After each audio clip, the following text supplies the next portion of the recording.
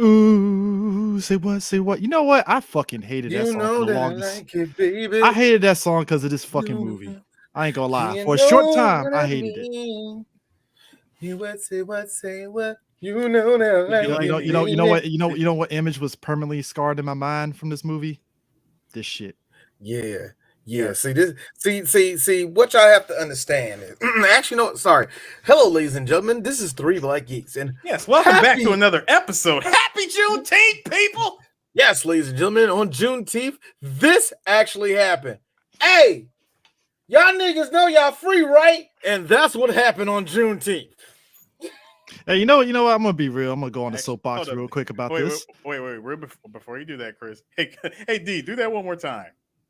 What, you want me to give another rendition of that? I give another rendition of it. No, I just need you to do it again. Oh. Y'all niggas know y'all free, right? Weez, no. I am terrible.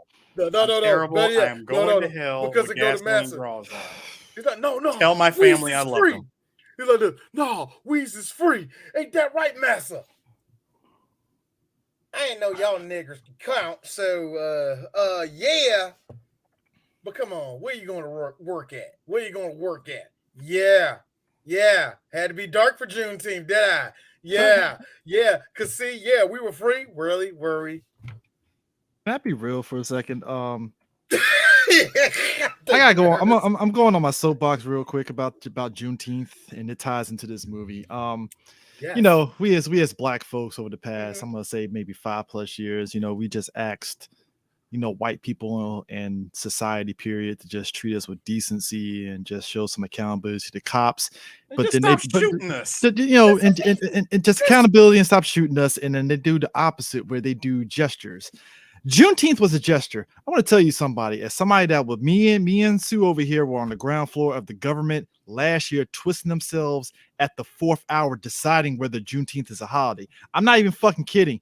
Me as every Black person was sitting in them group chats on Teams or Slack or wherever government thing where they were debating on, hey, is Juneteenth a holiday? Well, I guess, you know, you could take a PTO if you wanted. And every Black person was just sitting back and didn't say shit. And we were just watching them twist themselves in knots on what they want to do for Juneteenth. And then all of a sudden, 8 o'clock at night, at least on my side at my job, oh yeah, Juneteenth, we're off. And I'm just sitting back like, you could have just said that shit on Monday. I'm typing. I got it. Hold on. I'm typing to Chris. Like while I'm at Yeah, work. he asked me straight up, yo, Like, Chris, you got off? I'm over here doing this. Chris, you seen this shit? Bro, like I'm just sitting there like, dog, like just it's either shit or get the fuck off the pot, dog. You I'm like, give it please to us tell or me. get off. I'm like, please tell me this most- is happening. Please tell me this is happening in your job too. Bro, it's like, dog, I just asked don't get shot. I didn't ask for Juneteenth off. I'll take it off. Fuck it. I'm not gonna complain, but come on, dog. Like, what are we doing here? My company, who is a hand gesturing ass company, I'm not going to put them out there. All I know is that they're located in North Carolina, and they didn't do nothing racist, but I'm pretty sure everybody at higher ups is pretty racist. These not going to go there. See, in my company, we didn't offer no COVID relief for anybody. If you got COVID, tough titty, bring your ass back in and work the regular job. You don't get nothing extra, right? So that's what they did. But you know what they did for Juneteenth? My company, who don't give a flying shit about Black people most of the time. Oh, they put us in pictures and all that shit, but they don't care about us. You know what we did? They gave us a whole bunch of Black history facts for Juneteenth. Which ties into Save the Last. Well, hey, Black people, we know your accomplishments. Look at Rosa Parks. Hold on. Well, Derek, you did a fine job this year. Happy Juneteenth. Here's 40 cents extra on your paycheck. Well, you know, Rashard, it's Juneteenth. Go home and be with the missus. Which ties into Save the Last Chris. Dance. Chris. I'm sorry. You know, over 500 Black men were shot by the cops in that summer alone, right? Yeah. Mm-hmm.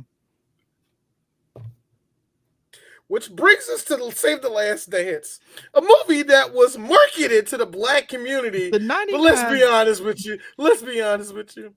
It was made for white girls from Minnesota. Let me tell you something. 99 to 2000, 2001, and even 2002 was ripe with these type of films. The guy that wrote Save the Last Dance, Mr. Dwayne Adler, would go on to do such illustrious movies such as the Step Up franchise, which pretty much is copy I and paste can't of tell. this plot line of not necessarily the plot line, but the aesthetic of the group of people that you see in the Step Up series, mainly Also, the white black folks.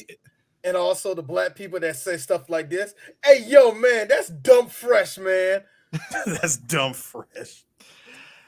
There was a weird time in 99, 2000, like Julia Stiles. Now, I want to understand something here. Yes, it is. The I day of the Yes, it Geechee is truly over. I want people to Yeah, understand it something. is truly over. I don't hate Julia Stiles. I really don't. She never did anything for me from just an attraction standpoint. She was the most regular ass white woman you will ever find, ever. The only Period. thing I got, you know what, Chris? The only thing I got bad to say about her is that she got motherfucking Malik Yoba. She got motherfucking Mekhi Phifer killed at the end of O. That's the only thing I Yeah, only also can say point out about the it. fact It's that Othello. The Othello was supposed to get killed. So you know, anyway.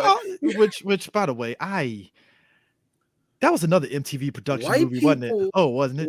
Let me tell you something about the company I hate probably more than any other corporation. Yeah, I talk shit about Disney. Yeah, I drag Sony. But you know one that D absolutely hates? MTV. Viacom.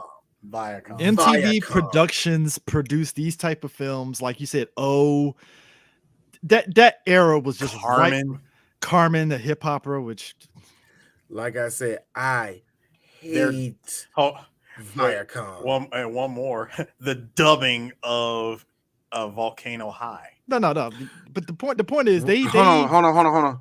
Repeat for anybody that wants to. Oh, Volcano. No, the dubbing of Volcano High. In fact, I'm not sure, but I think I deleted the episode of Three Black Geeks doing Volcano High. And before you ask, no. Now here's the thing: MTV Productions God MTV Productions had their hand in a lot of movies, some that worked out better. So you had stuff like Joe's Apartment, which was ripe as MTV easily. Joe, they got lucky with that. Beavis and Butthead, Varsity Blues, right up the alley. Dead Man on Campus, Election, the Wood. That's another one. Yes, yeah. That was actually very successful. Original Kings of Comedy. Yes, they got their hands. They in that. They did do that. Yeah, they did. Zoolander, Orange County, the Jackass movies, obviously. Napoleon Dynamite, which makes fucking sense how they ran that fucking movie. They ran with that when they got their hands on that. They ran with that. 50 Cent's Get Rich or Die Trying. Really? Yep. Hustle and Flow. Hustle and Flow. I remember Hustle and Flow. They ran that to the ground. Blaze of Glory. What? Yep. Blaze of Glory. Pretty much any movie that had anything to do with music and dance. Stop Loss, which is they were getting their foothold in the dramatic side of it, because that was during the Iraq war shit, where every studio was trying to do a movie talking about every movie was talking about like the whole Iraq war and the whole, what was it, the pretty much if you were in the army, you had no choice but to go back deployed. It was like pretty much like permanent deployment. Like if you got off deployment, you had to go back to deployment, and there were a lot of soldiers that were pissed off at that shit. Yeah, I remember that joke. Yeah, I remember that movie. But yeah, this was if you look at MTV now, MTV productions now, they pretty much get certain properties that Paramount is not going to take over for whatever reason. And shit, at one point, South Park was under MTV Productions at one point. South Park, Bigger, Longer, and Uncut was part of it. Yep. Yeah, so it was under that, and even though that was Paramount.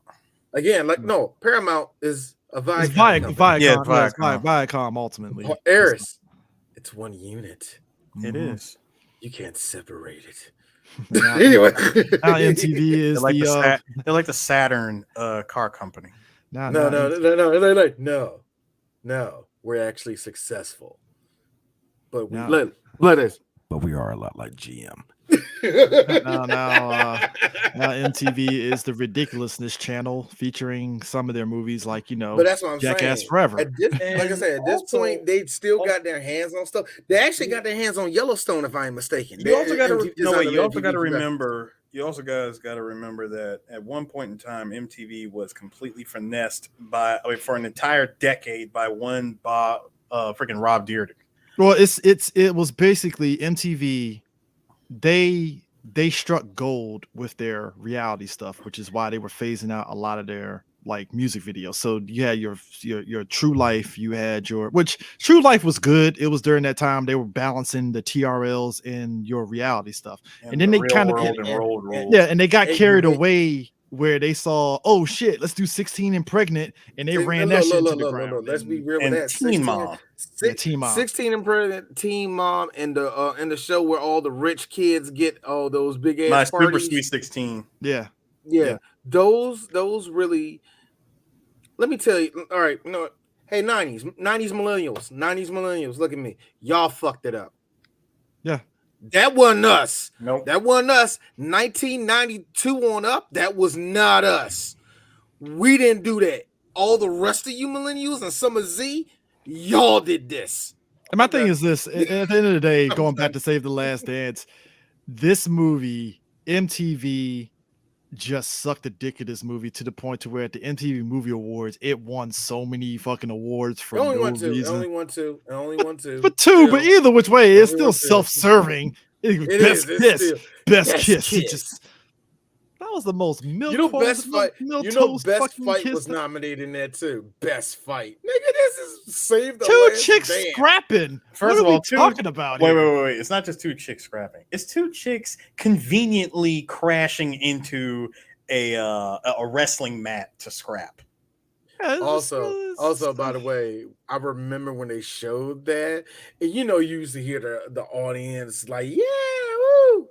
All these obnoxious fucking girls. Dog, the fucking chicks in Euphoria won Best Fight for this year over like Shang-Chi and Free Guy and Black Widow. I'm like, okay, fuck you, MTV. Now you're just getting stupid. You see? Now you're stupid. MTV's always been that. But Chris, hate to be that person. That was 20 years later. MTV's always been like this. Yep. I'm like, bro, I can deal with a lot of stuff. The two things was this. The two stone cold realities, especially for 80s babies that grew up with MTV. There were two stone cold realities that we had to come with. Number one, when we no longer were the demo. And number two, and that hurt a lot of us. Yep. That hurt a bunch of us. Hey, look, I hate to be that person. It hurt Eris. Because Eris used to live on MTV. So I'm gonna be real. It hurt niggas like Eris. And then number two, the other thing that we had to come to the stone cold reality of is that they're a part of Viacom, which is a big fucking company that gets properties like nothing and all the rest of that. So they're going to be evil. So we're going to see dumbass reality shows like that to come out, man. So dumb it was just one of the. It was just one of those things, man. Yes, dumb decisions galore. It's like this. MTV was an evil company. Got the gun. Click, click. Always have been. I know. And that's the stone cold reality of it all. MTV went from being the company that was, we're narrow, like we have the tunnel vision. We're this narrow when it comes to our vision of MTV. Apparently, it took a colored from Gary, Indiana, to break down the barriers. And somehow, you want to blame anybody? Blame Michael for being too dripped. Hold on. What? You forgot. One Mr. David Bowie had a fucking heat check MTV too. Yeah, he did. He did have the heat check, but at the same time, come on. Going back to my original argument. No. Who made Michael MTV, did it. MTV. Who made MTV? And trust me, dog. Don't hit me with the VJs. Don't hit me with seeing that same Simply Red video. No, nigga. You know who made it do it? That nigga that dripped too hard because his jury curl was dripping too hard. I'm not denying. That's the same. Michael started it, but even then, MTV was being stubborn assholes, and it took David Bowie to heat check, and it was like, all right, I guess the white man has a point. I'm like, motherfucker, we told you this. But you're absolutely right. But at the end of like I was saying, it took for that to happen. They're like, holy shit! Like, okay, now our visions will open up some. Huh? What else could we do?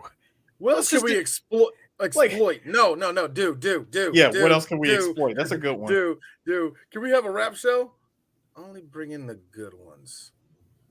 Yo, MTV raps. Yes. Yeah, then they bring in MTV raps for just a half-hour segment. And I'm gonna be real with you. Look. Okay, I'm gonna just be real. I'm gonna just be real. It was some gatekeeping bullshit with Yo MTV Raps for a I mean, while. let's be real.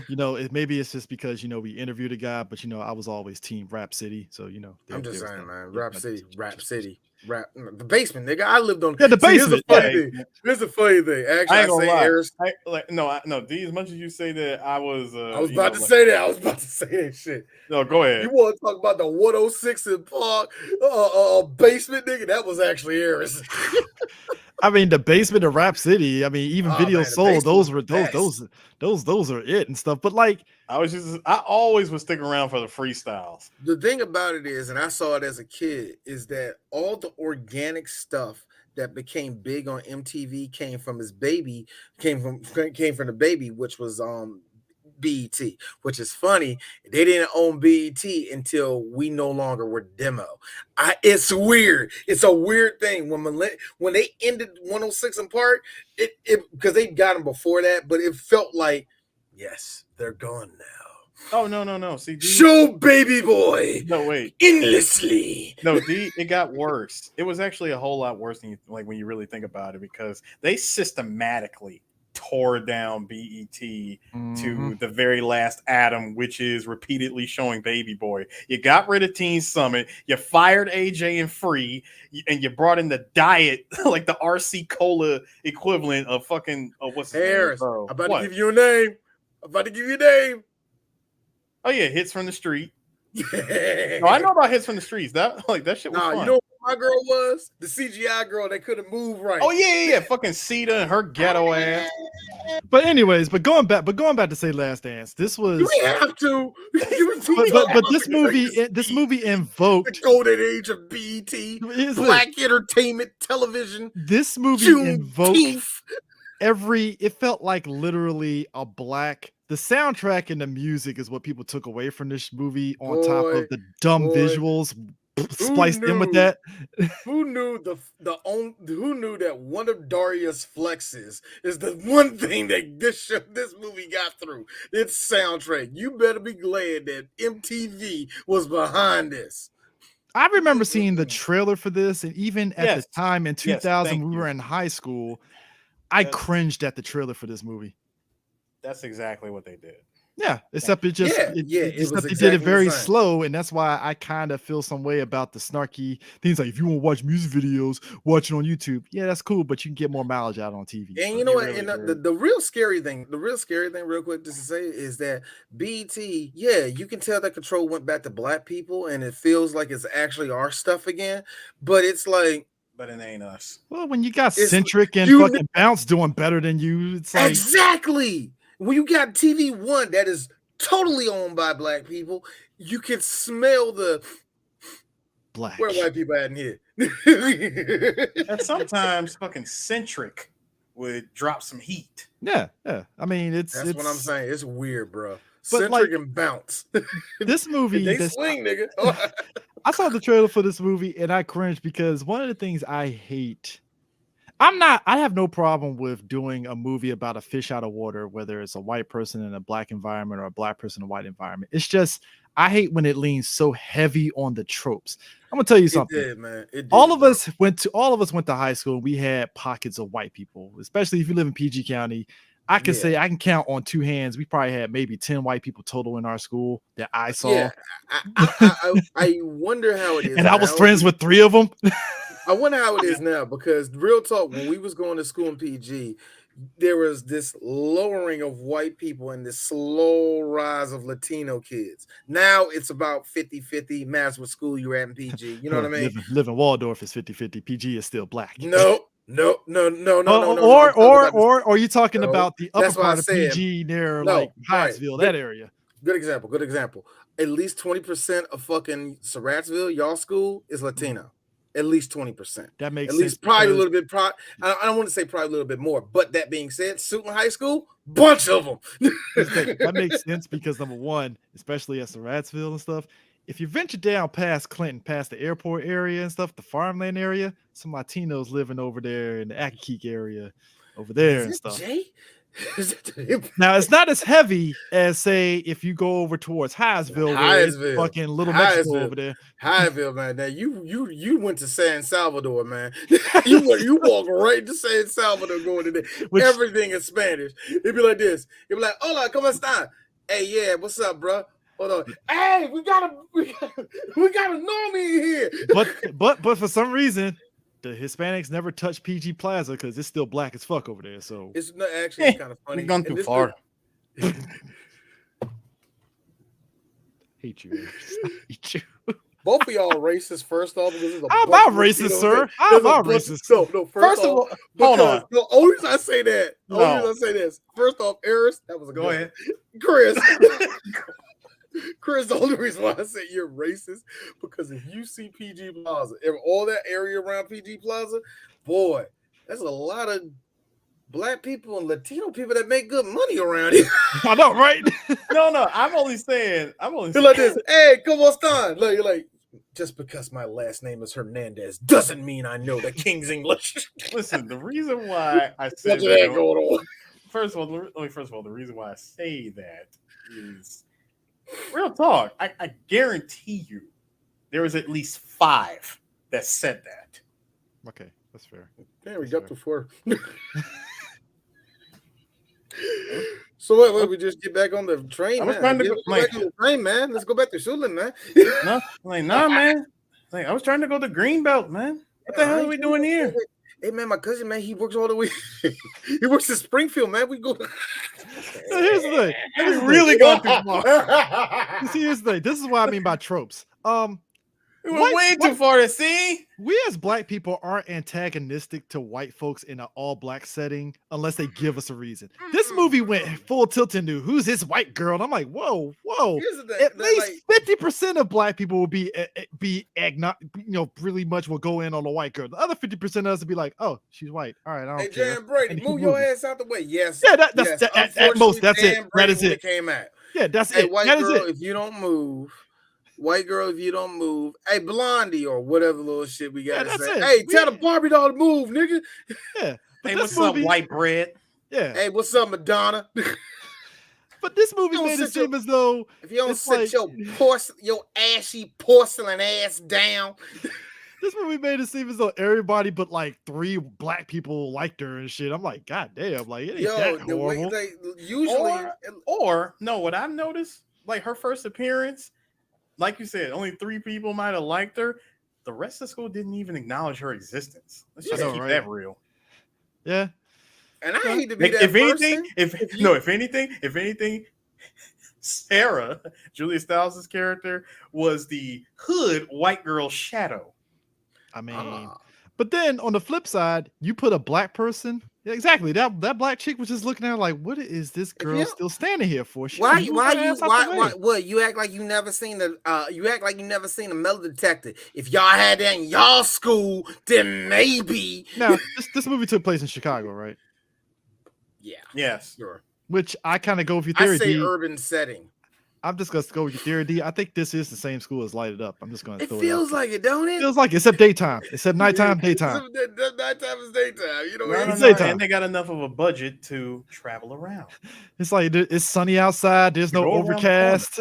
No, Eris, you just brought up a good point. I just realized that Light It Up stayed in a school the whole time, and that's all we saw. And a block around the school. That's all they got. That's all. That's it. We don't get no home. We get no home life of the characters. It's just that fucking school. They spent all that on that dumbass mural that Richard Rashad was making. And that diner wasn't even a real fucking diner. They just built the set for the fucking diner somewhere. Oh my God. Using the same set for 5 days straight. All right. All right, that's a wrap. Tear this shit down. No, but all right, Vanessa Williams, we're just gonna get you sitting down in a chair. Where's the set at? I don't know. Let's go to the back. You're wearing this turtleneck the whole movie. You just get somebody. It's not even cold out. Eris. What's up? The part I'm tripping off of is that all they do is just put up a regular curtain, and then when you look at it on this, Yeah, that actually works. Yeah, that actually works. Yeah. This is a what But nah, movie magic. the flip side Oh to this yeah, is it was that Chicago, all right. yeah, I mean, dude, the aiming in both drive-bys was shitty as fuck. Let me tell you something, The man. stormtrooper aiming, Well, except for that last Stormtrooper. scene where he blew up the car mysteriously, so you know, magic bullet. aim of Hawkeye No, over no, here. no, and no, shit. no, Chris. Don't you dare put that Hawk. No, don't put Hawkeye on that. He Aim used the of force. Hawkeye. He used the ghetto force. I mean, Nigga look, force. the nigga force. But let me The tell you nigga something. force. Let me tell you something. Mythbusters showed me you can't do that shit. You can't just shoot a gun and the car explodes, which kind of pisses me off because I love that scene in Mission Impossible 2. So it's like I like how he shot at that joke and it just. let me tell you something here. All right. Number one, just going back to it. So we talk about tropes. So we got Julie Stiles' character, but movies do this thing where a black person is in a white movie and it's in a town of like 1,000 people. And you mean to tell me it's only 5 white boys that are racist and everybody else is cool? The fuck out of It here. is always the same, but they always do this thing where they have their moment where it's like,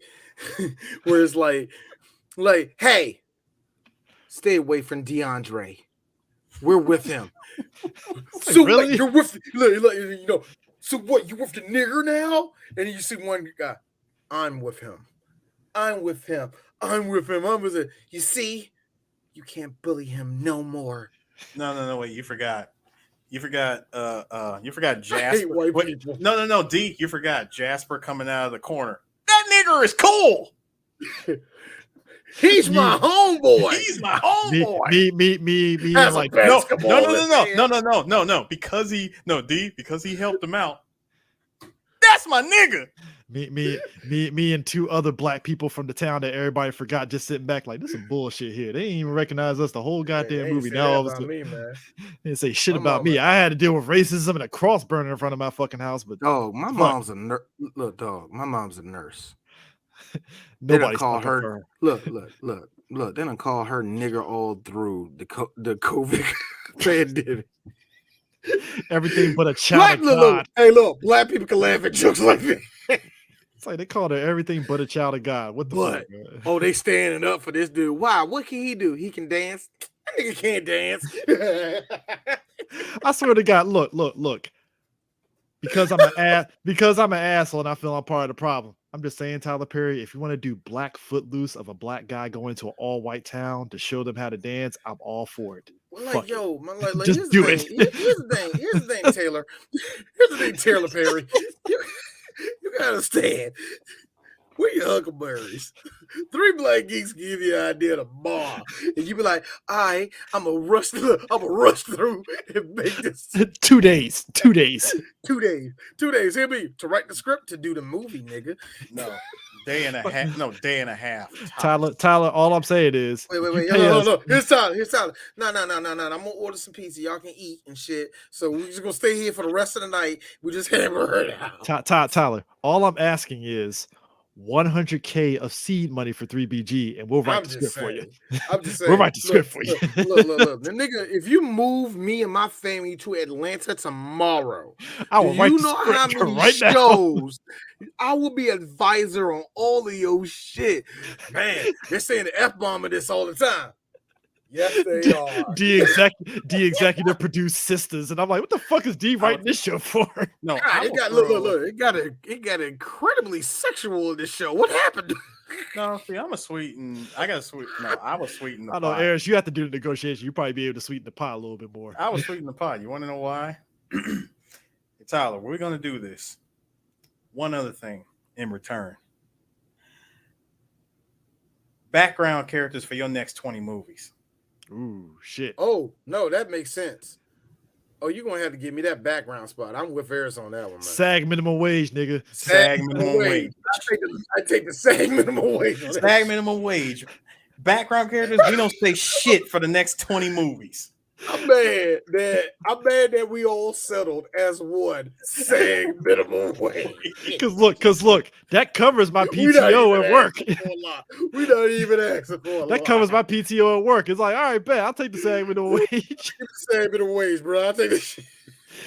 And craft services table, bet. Let's go. Oh, man, I'm chill. Like, and here's me. You don't even use my shot the last 5 times. Still got I paid. think though, Tyler. dog. He's like this. He's like this. He's like, here's it. Here's us all drinking. I don't think Tyler like us.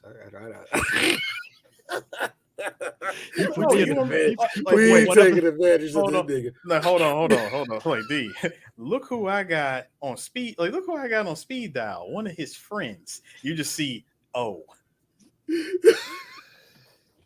look, like, look. hold up. Look. Like, hold up. That's O-Dub. O-Dub, my nigga. Look, Winfrey. Dub. Look, Oprah oh, Winfrey. no. Watch. Oprah Winfrey. It didn't leave. Harris. Who's that? Oh, really? Omar Epps. Shut the fuck up. Shit. Don't Point say is- Harris Woods. Don't say shit. Point is, I Try look to get back. pussy on this. Point is, I look back at Save the Last Dance. This movie would get torn to shreds on Twitter today. if Boy, it got Oh, released. it would have got, It it would would have have got annihilated on Twitter. Boy, I would. You, Eric, Chris. It would be one of those things where we're told as the people, as the critics that will go to the movie and all that, they will say don't release it at a certain time, Look, or it would be Even more. or in that extreme cases, and this has happened where they say, yeah, whoever got a review, don't. No, it's even more. It's even more so. Hey, Chris, you're gonna laugh at this one. So this movie is a prime example of what a certain somebody had told us when we interviewed them this past weekend about Twitter. That reaction, yes. Black Twitter. When the interview goes up, she said it best. Black Twitter, they love you, and then they'll go in on your ass. Like, they're just all three of us said in that room, the internet is undefeated.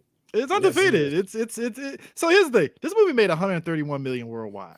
Of course it did. 90 million in the US alone, which You gotta think about I don't it. know if you could replicate that in today's setting of box office in that way. I don't personally feel you could. I will say this. It was a news. It was a genre that they knew they can nail with. A whole lot of white girls want to do hip hop dancing. Come on, it's new. It's cool. This is God. This shit would have been on BDT Plus in today's world. I swear this message. And then watching BET Plus, nigga. This message, and then thinking about everything that y'all just said, yes, that's so true. Look. When you have a movie that is structured around a trope of a guy that's trying to get out the hood because he's going to go to Georgetown to be a doctor, Yo, here's the funny thing. If you need the face of that guy, Sean Patrick Thomas was your guy. Sean Patrick Thomas. Hi DC. Hi, he's from DC. Look, we made fun of this guy. Look. For one thing, when we did the podcast on Not Another Teen Movie, I love that whole back and forth between him and Deion Richmond, because I was like, that is pitch perfect, because that's who Sean Patrick Thomas was. He was the black token guy in these type of movies. Yeah. Dude, I love the fact that he showed up. Clearly, like, oh shit, my bad, man. No, he showed up in his element, right? And he's like, "What are you doing? What? Like, what do you mean? I'm the only black guy that's supposed to be at this party."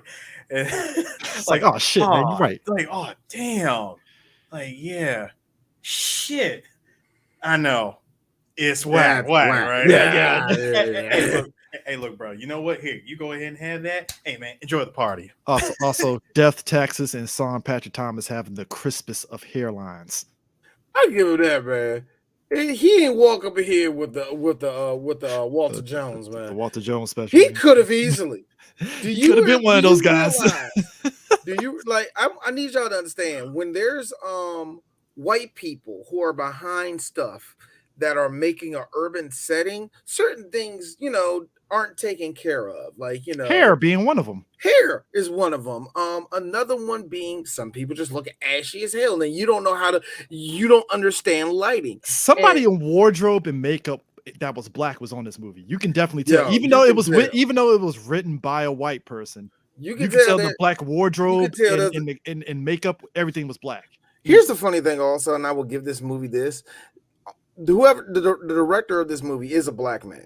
Yeah. So you can tell there is some direction in it. I'm just pretty sure Coach Carter has a lot in common. Boy, I'm pretty sure he sat there and go like, action. Wow, that's a dumb line. I mean, okay, that's a print. Yeah, good, Julia. You did good. Jesus Christ. Can I tell you something? I feel I haven't learned my lesson when it You comes haven't. to toxic light skinned black women because one, Bianca Lawson. I gotta be honest with you, Sean Patrick Thomas' character, he held firm on his stance of I'm not taking back this chick because she went to a thug stance, because that's clearly who would happen, because the dynamic between these two is this. She let him go to go with some other dude at another school. Didn't work out, and she comes crawling back to him, and he pulled the Thanos. As the only good black man in this neighborhood. Nah, bitch. Nah. nah. I want the white girl. Again, Just to what flex was this on movie? you. Just What was this to movie flex on aimed? you. Now, on one hand, I understand his stance, because it's like, look, bitch, you had your chance. I ain't no. Fine. And that, you know what? Firm. Good for you, man. Same time, if I was in his shoes, I would have folded and be like, all right, come on. He said I would have folded. I would have folded, because I don't know any better. You know, I like that. I like that this is another world that is full of teenagers that are clearly 23 years old because they're in a club smoking cigarettes and everything. Sir, Bianca Lawson has been 40 years old since this movie, because she still looks the same to this day. Easy on that, but okay. Hey, look. I ain't saying that she's ugly. I ain't saying that she lost anything, but she still looks good. Chill out. She does. She hasn't shown That's aging yet. That's all D is Yet. saying. That's all D is saying. Like somebody telling me, yeah, man, Angela Bass is still fine like she was back in the day. Yeah. She's older black woman auntie. Now. Actually, I think she looks better now than later. Sir, that is what happens when you're an older black woman and you have Courtney was it Courtney? About to say Courtney Vance. Courtney B. Vance. Courtney B. Vance out here doing his you know what he said? Yeah, and you know what he says. The B stands for big dick. Exactly. Courtney Vance knew what was up. We look. I'll tell you this much. A lot of us sat there and slept on Courtney Vance because he looked like a regular cornball dude, and then you saw him acting just like, oh, hey, look, no, D. I was actually a fan of Law and Order, so yeah, I seen that nigga all the time. See, I didn't see Law and Order when actually he was on it, so I missed out on that era. Actually, the B stands for big ball energy. Slaps the motherfuckers big ball energy. Yo, trust me, Travis Carter is an all-star. He is an all-star. He's done some black stuff. He's done a lot of TV shows. All-star. Hold up. All-star. No, we can't be throwing around the words like Hall of Famer, All-Star, and big ass. Like it's like you just can just say that shit. No, it has to have proof on it, dog. Yeah, we can't turn it into a whole buzzword. Ooh, man, he's an all-star. He's the nigga that directed the movie. He's done a lot of TV shows. He's done Fame, The White Shadow. Hill Street Blues. That's not that. No, he did the Don King movie. Hey, Harris. He did Metro. Yep. Did we do Metro on the show? No, we're not going to do Metro on the show. Right. Chill, just want to be sure. Hey, I ain't saying we have to do it. I ain't saying, look. Ain't nobody ready. Ain't nobody ready. No. Also, anything to avoid talking about Michael Rappaport, I'm fine with that. That's cool. God, nigga. No, but no. This so Bianca Lawson was a problem, but like also, so Julia Stiles' character, right? Her mother dies in. I'm just gonna call it. I'm just Disney gonna say, Mom Syndrome. It was the most Final Fantasy Final Destination of car accidents that I've seen ever. I'm like, so you swerved and you just. I'm like, yeah. That motherfucking Jeep. That Jeep Grand Cherokee had no motherfucking balance, which is an insult because that's a '96. That's a top of the line Jeep Cherokee that don't flip. First of all, I had such a problem with Julia Stiles' character when it came to opening up. First of all, I felt like her character was insulting the audience because we're supposed to sit here and be mind readers and figure out like why she wouldn't talk about shit. I mean, her mom died, which is understandable. She died on her way to her, and she felt it's the typical. I blame myself for why my mom died because she rushed to see me, and I'm like, but you know what? I also blame. But you know what? I also blame this on MTV writing. Yeah, I do. Man. Yeah. I mean, come on, we gotta blame the motherfuckers who did this shit. and then she has to go to her estranged dad, who they did. It's another trope, and it's not restricted to race. because you get some black fathers too. The struggling musician that hasn't been in the kid's life and now he is, but he's trying to figure it all out and stuff. I feel white dads, they do it in a very awkward way compared to black dads. It's Which I still weird. gotta I ask. think it's It still a begs the trope que- though. It's it the still trope be- though, really. Yeah, it's still a trope. It still begs the question to me. So, what made you decide on being on this side of the trap? I know, right? You know what? That's the thing that always continue. Like, all right, well, we went from a nice suburban community. Guess it's time to go to the south side of Chicago because there's nowhere else to go. I mean, nowhere else to go. No log. Hold up. No. Here's- Wait. No log cabin in the woods, my dude. I mean, like, yo, dog. I understand you want to go to Chicago, get a lay of the land, talk to the people. I understand that shit, man. You know what I'm saying? Yeah, I get that shit, but what instrument does he? Trombone, apparently. I think it's a trumpet he does. I like how the dad, even in his moment of trying to be support, they still throw this white dude under all of the bus. I mean, it's like when he goes up through there, he's like, all right, you're gonna have to sleep on the futon because I was trying to redo your room, and he opens the door that's like broken as fuck, and it's like, yeah, it's still a work in progress here. So yeah, you can put your clothes here, and you can put it in the hall closet. I like how the scumbag dad is always a full scumbag. It's never just, you know what, Dad? When the last time you cleaned up? Well, look at your room. Oh, thanks, Daddy. Like, yeah, that's never that. It's But never also, that. It's always like, I wasn't ready for kids. But also, it's he's not prepared for like understanding how to raise a child, because at one point she has to go to a party and he says yes. He's like, hold up. Isn't this a school night? I think it is a school night. And she's just looking at him like, did you not know how this works? No, parenting is foreign to me. She has sex with a guy in the house, and that shit would not fly in a black household. I'll tell you that fucking much. No, like this whole movie, like I said, I asked this question earlier when I saw her going to the school the first time, and I mean it all through it, and I see it.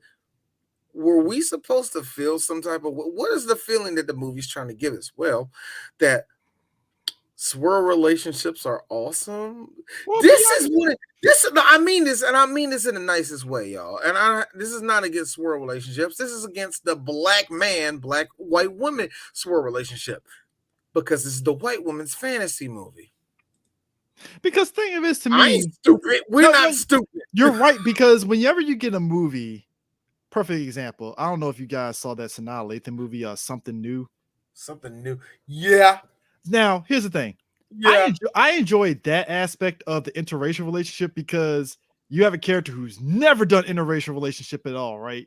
And this is her first time dipping the toe into dating a white person, and it's awkward as fuck because she's like, I don't understand how white people operate. And I was like, it's not bad, because it's like, that would make sense, because you don't understand white people dynamics, and you got this white dude doing this. It's like, all right, I can understand that, But this was did you like that movie? No, because that white man kept touching Sanaa Lathan. I didn't like this movie.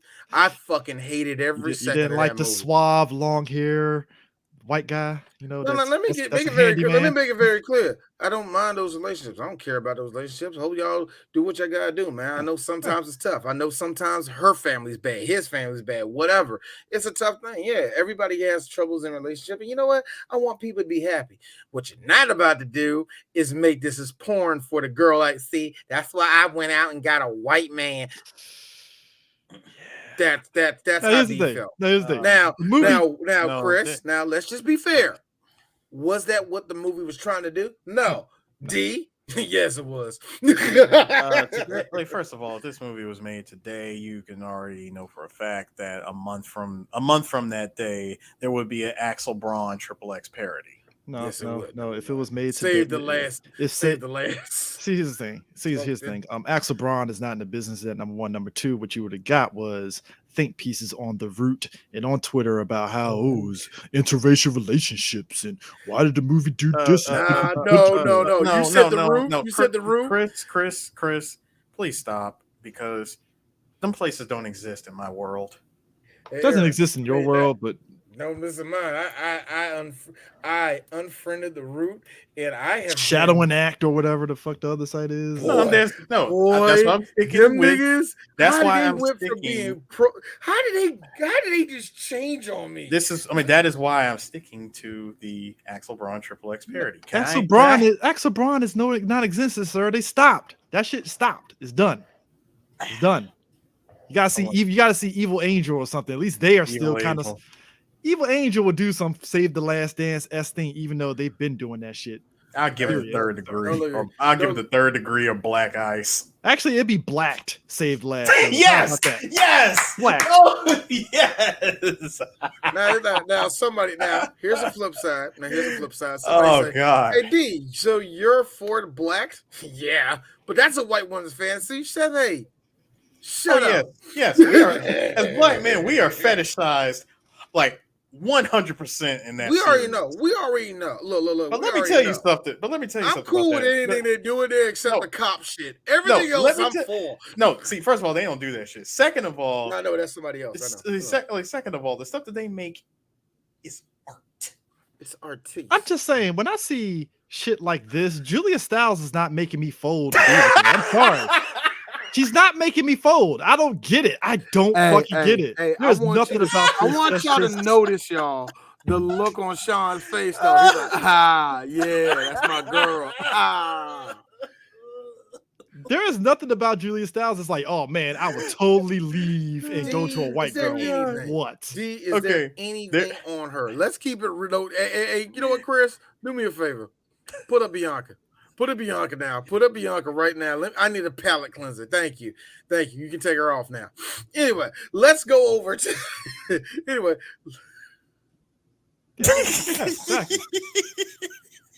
Watch me squash this shit. And you know what? No. In that one moment in the movie, I was like, "You go, Bianca. Squash that shit. Squash it right now. Let's go." I fucking love this shot. This is too funny. As one of the girls said, wow, he all up in that nut. Yeah, he all up in that nut and cracking it. What niggas? What niggas? What? Who talk like this? It actually goes to my favorite. First off, Tank, I questioned it. Even my 13-year-old behind was like, why Julia? I don't get it. 2001. Actually, when I saw her in that's when it hit me. Like, okay, who is she? Kyle Pfeiffer killed himself for that chick? Huh. Yeah. Why are you judging her like that, guys? Because we can. Dude, I was the one that sat there and questioned that in Dark Knight, where I was like, you killed you. Maggie Gyllenhaal. Really, my dude? Hey, Chris, it's 2001. Jordana Brewster? Maybe. No. It was all about fucking the chick from Can't Hardly Wait. I'd take her over Julia Stiles any day. I know, but I'm saying if they had put her in place of that. Jordana Brewster doesn't give off I dance in urban environments. I'm sorry. She could. Come on, man. We can teach her the Cabbage Patch. Exactly. Vin Diesel can family. Look, if Vin Diesel was in Save the Last Dance, I believe that shit over Jordana Brewster. No. Fuck that. Let's Earth 22 this shit. Wow. Julia Stiles. I'm sorry, D. What? Oh, I said I love it. No. Let's Earth 22 this shit. Julia Stiles in the Fast series, Jordana Brewster Save the Last Dance. Dude, the stock on the Fast series would have went down significantly. You kidding me? All right. Palate cleanser for Chris. All right, there you go, Eric. There you go, Chris. Sir, that is me. That is me at every club in DC. What are you talking about, sir? Eris knows this shit. That was me New Year's Eve when we were out. That's what I said. Palate cleanser. There you go, man.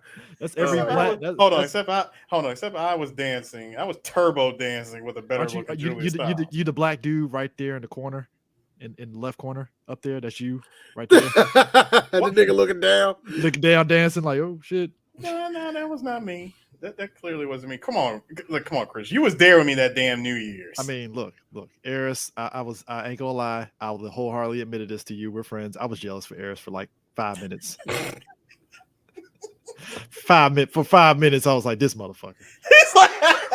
This motherfucker. 5 minutes. It was 5 minutes, and then I was like, all right, I'm good. I'm good. He's like, I'm good. Let's be real. Let's be real. If you're friends, you get a moment of jealousy for a minute. Wait, whoa, Jesus.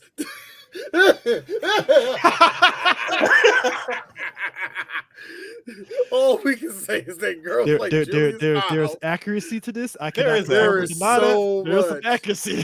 There's so much accuracy. There's accuracy. Oh, No, there's man, accuracy. holy shit. There's accuracy, but no, fuck all that. No, Chris, you're right. You get moments of jealousy. Yeah, you true friends. You get a moment of jealousy like this motherfucker, and it's all right. We're good. No, because hold on, AD, and just to make Chris mad, I came over to Chris after. I had a fedora on. That's how much I was fucking hating from the sidelines. Yeah, and see, here's the worst part. I come over to Chris a little while later. I was like, "Hey man, you good?" It's like, yeah, we good. Oh my God, I didn't dude, I was completely out of the scope of his jealousy. I was like, "Hey man, what's up?" But also, let's do two things here. No, hold up. That comment I put that was up there. Julius starts fights at anime conventions. I was dancing my But ass no, off. I'm sorry. All I can think of is her going, "No, you gotta understand, Silver Mars was a trans character." I could just see her just starting some stupid conversations. You know, like the white woman that was beside us over in BlurCon that kept telling y'all to turn shit down, you know. Crush boobers. It's a long story, y'all, but the crush boobers. Nobody was buying your bullshit D&D shit, but that's just me hating from the sidelines on that. Now that's what you get for throwing your titties in your chin like that. Sir, I'm sorry. I can't that bustier. I can't get jiggy. I can't get jiggy with some women that try their best to make that bustier shit work, and she didn't. Boy, her titties went up and just. Hey guys, can you turn that shit down? It's like, yo, here's me. Can you loosen that shit? I know, can right? You breathe, madam. I didn't want to say it because I'm a nice guy, but Yo, I saw her the whole time. Her upper chest, her face is red. I'm like, she can't breathe. She needs to stop that. Like I said, boy. Yo. But also speaking of boy, Fredo Star playing Fredo Star. Playing Fredo Star. He has Fredo Star. He has one featuring mode. Fredo Star. Fredo Star. Also starring Fredo Star. Fredo Star has one mode in everything he's been in from day one. Yeah, you know what that is? Watered down Tupac. That's what he is. No. He's not watered down Tupac. He's not. You want to know who he is? All right. Sticky Fingers Shadow. First off, how's it that Sticky Fingers at least had a little bit of a charisma boost? Just a little bit. He did. I wasn't a huge fan of the Blade series. No, he had a little bit of charisma. No, Chris. Answer that question for me. How long did it take for him to get that little bit of charisma? I don't understand it. Because again, he was this nigga's shadow.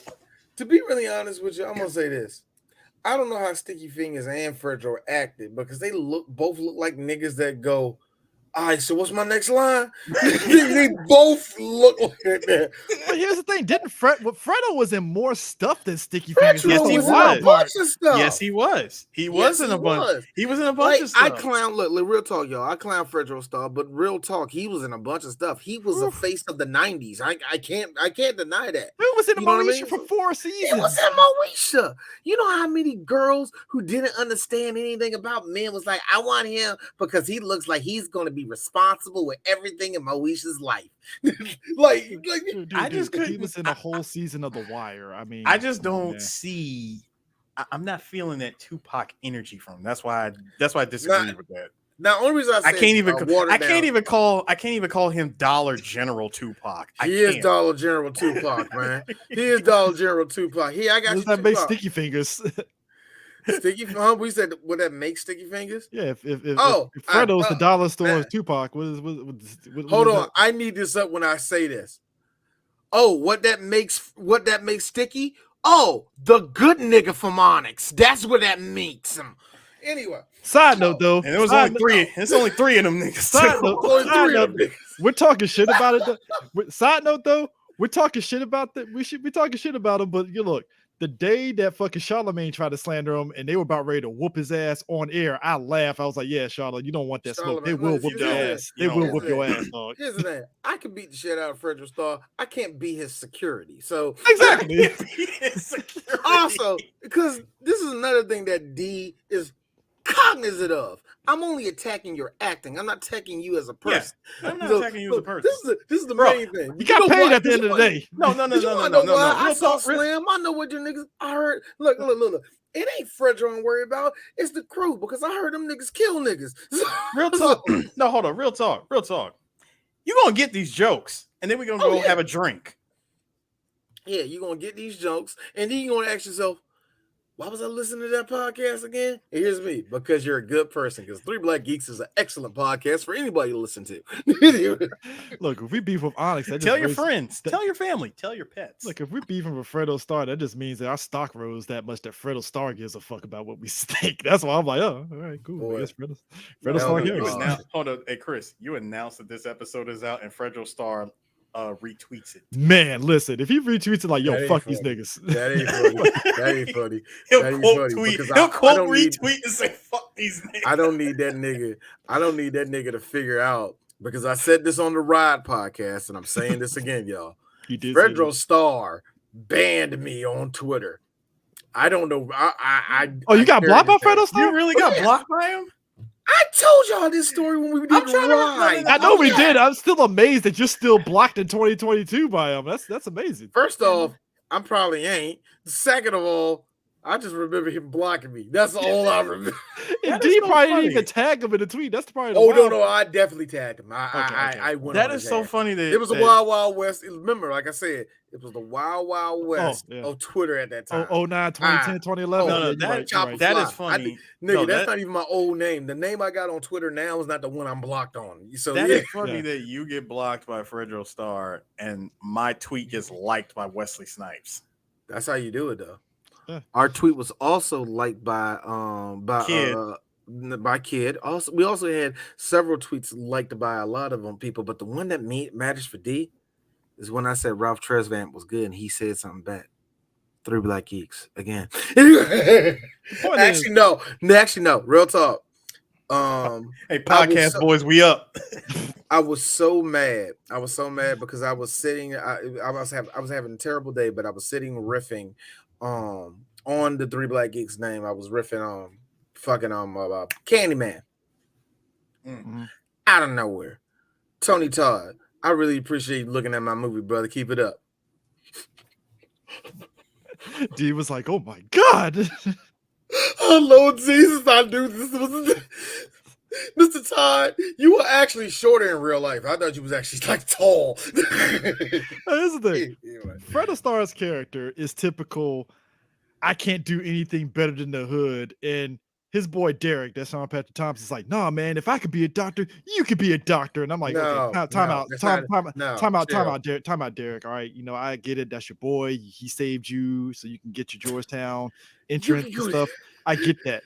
Be realistic. This man is at best going to graduate with a 1.5 GPA out of high school. Hey, Chris, I'm sorry. Aiming for the sky. You At best, my nigga. GED. No. At very best. Fuck that. Both of y'all are like, oh God, both of y'all are clearly outside of the goddamn stadium. Y'all out in the parking lot. This nigga lucky if he even survives up to graduation. Actually, no, we're all wrong. This nigga clearly gonna go to jail. I mean, I don't know when. Then again, but it's gonna be. Then hold on. There's It's no his way. senior year. Hold on. So. No. Hold on. There's no way that he, that he would die, because considering how the drive-by aiming sucks in that part of Chicago, he'll be all right. Here's the thing. You knew from day one, you knew from scene one when he pops up, his ass is going back to jail. Because his character is like other characters you've seen in movies, and you might as well say real life too. We know some people that are stubborn as fuck and don't learn their lesson, and he's one of those characters. Like, nah, man, I gotta protect my rep in the streets, and there are people like that in real life. Let's not Yeah, they do. fucking get the game twisted on that. If you hear the dialogue, My nigga, It's what such street are you? it's such a what white streets do you have person. rep over? it's Oh, such it a is. white person way of they display. Hey man, the hood's my block. That's all I know. Come on, man, you could make yourself better. Look at me, man. Look what I'm doing. There's nothing out there for me. Nah, D. Sadness. No, D. I'm black. That's what it's all about. Madness and mayhem. Basically, I mean, it's And I'm like like, what black person Here- says this? A white man wrote this. A white Clearly. man wrote this. Clearly. Happy Juneteenth, people. I have to say this one more time. You do realize that white people saw black people getting slaughtered in the streets, and they said, here you go, Juneteenth. No, they Carry said- it with pride. No, D. They said no more. hold And up. that's all they Hold did. up. Kurt Russell, no more. Or Jim Belushi, no more. No, No, they said, no. Hey, Chris, they said 11 from Stranger Things. No more. No. Okay. Chris, it was an ally no more. No more. It was one of those. Or D. I'm sorry to carry this joke on for so long. The BP apology. No more. No more.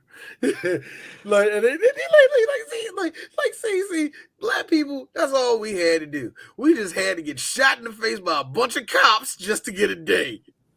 No, but here's my thing. It's like Lando Castile had a gun that was legally his. in the glove had compartment. a glove, had his license and everything. His daughter was in the car when they killed him.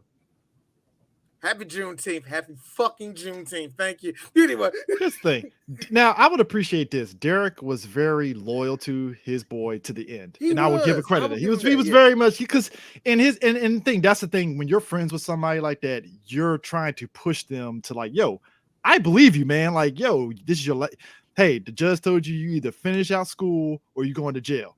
Hey, man, at least you're here at school and you're not in jail. At least there are women around. He's like, yeah, that's true. There's women around here. Cool. And you're like, all right, cool. That's his boy. He even helped him a couple times. He beat the shit out of this dude in the club and told him, all right, man, get the fuck up out of here. Yeah, man, You know. thanks for being a part of this. Thank you. My man took a whole swing off of the freaking pipe just to kick that nigga. Yeah. And I'm like, yo, like, I mean, and then, but also, did you love how, Overacting much? hey, did you just love at the part in the movie where he had on his Malcolm X glasses and told Julie Stiles, see, oil don't mix with milk. And I'm like, No. He said, no. Chris, you did that wrong. First of all, that's oil. Your milk. Your milk. you don't Ain't even worth trying to mix. and walks off. Message. Right there. When I heard that white guy wrote that and said, hey, Shavante, do you like that line? My name is Shannon, nigga. My name, no. Hey, D. My name is Shannon, and that was racist as fuck. Also, it look all right. It's cool. Also, here's the thing. But then there's the other aspect of Bianca Lawson's character. Initially, you're thinking it's like typical. Hey, women don't like women, right? Actually, hold on. Can I say something real quick? Mhm. Bianca Larson had the nerve to be in one of the best scenes ever in this movie because it's one of the worst lines I ever heard. Apparently, when they bring the white girl in the club, she's like, yeah, you brought the white girl to the Negro club. Julia Stiles responds back in the weirdest response I have ever heard. She said, last I checked, there's no Negroes here. Today, hold on. Wait. I got you, D. D, I got you. Guys, I got you. Sorry. Today's translation, that was the Tommy Loren response. Last time I seen, there's no Negroes here. There are only African Americans. And what you need to do, that's what you're right there. Thank you. Edgy dialogue, guys. But here's the Edgy D. dialogue. But here's the thing for D. When she said that there's no Negroes here, Kerry Washington, I'm like, how is that a burn? she was like, no, just the one you came with.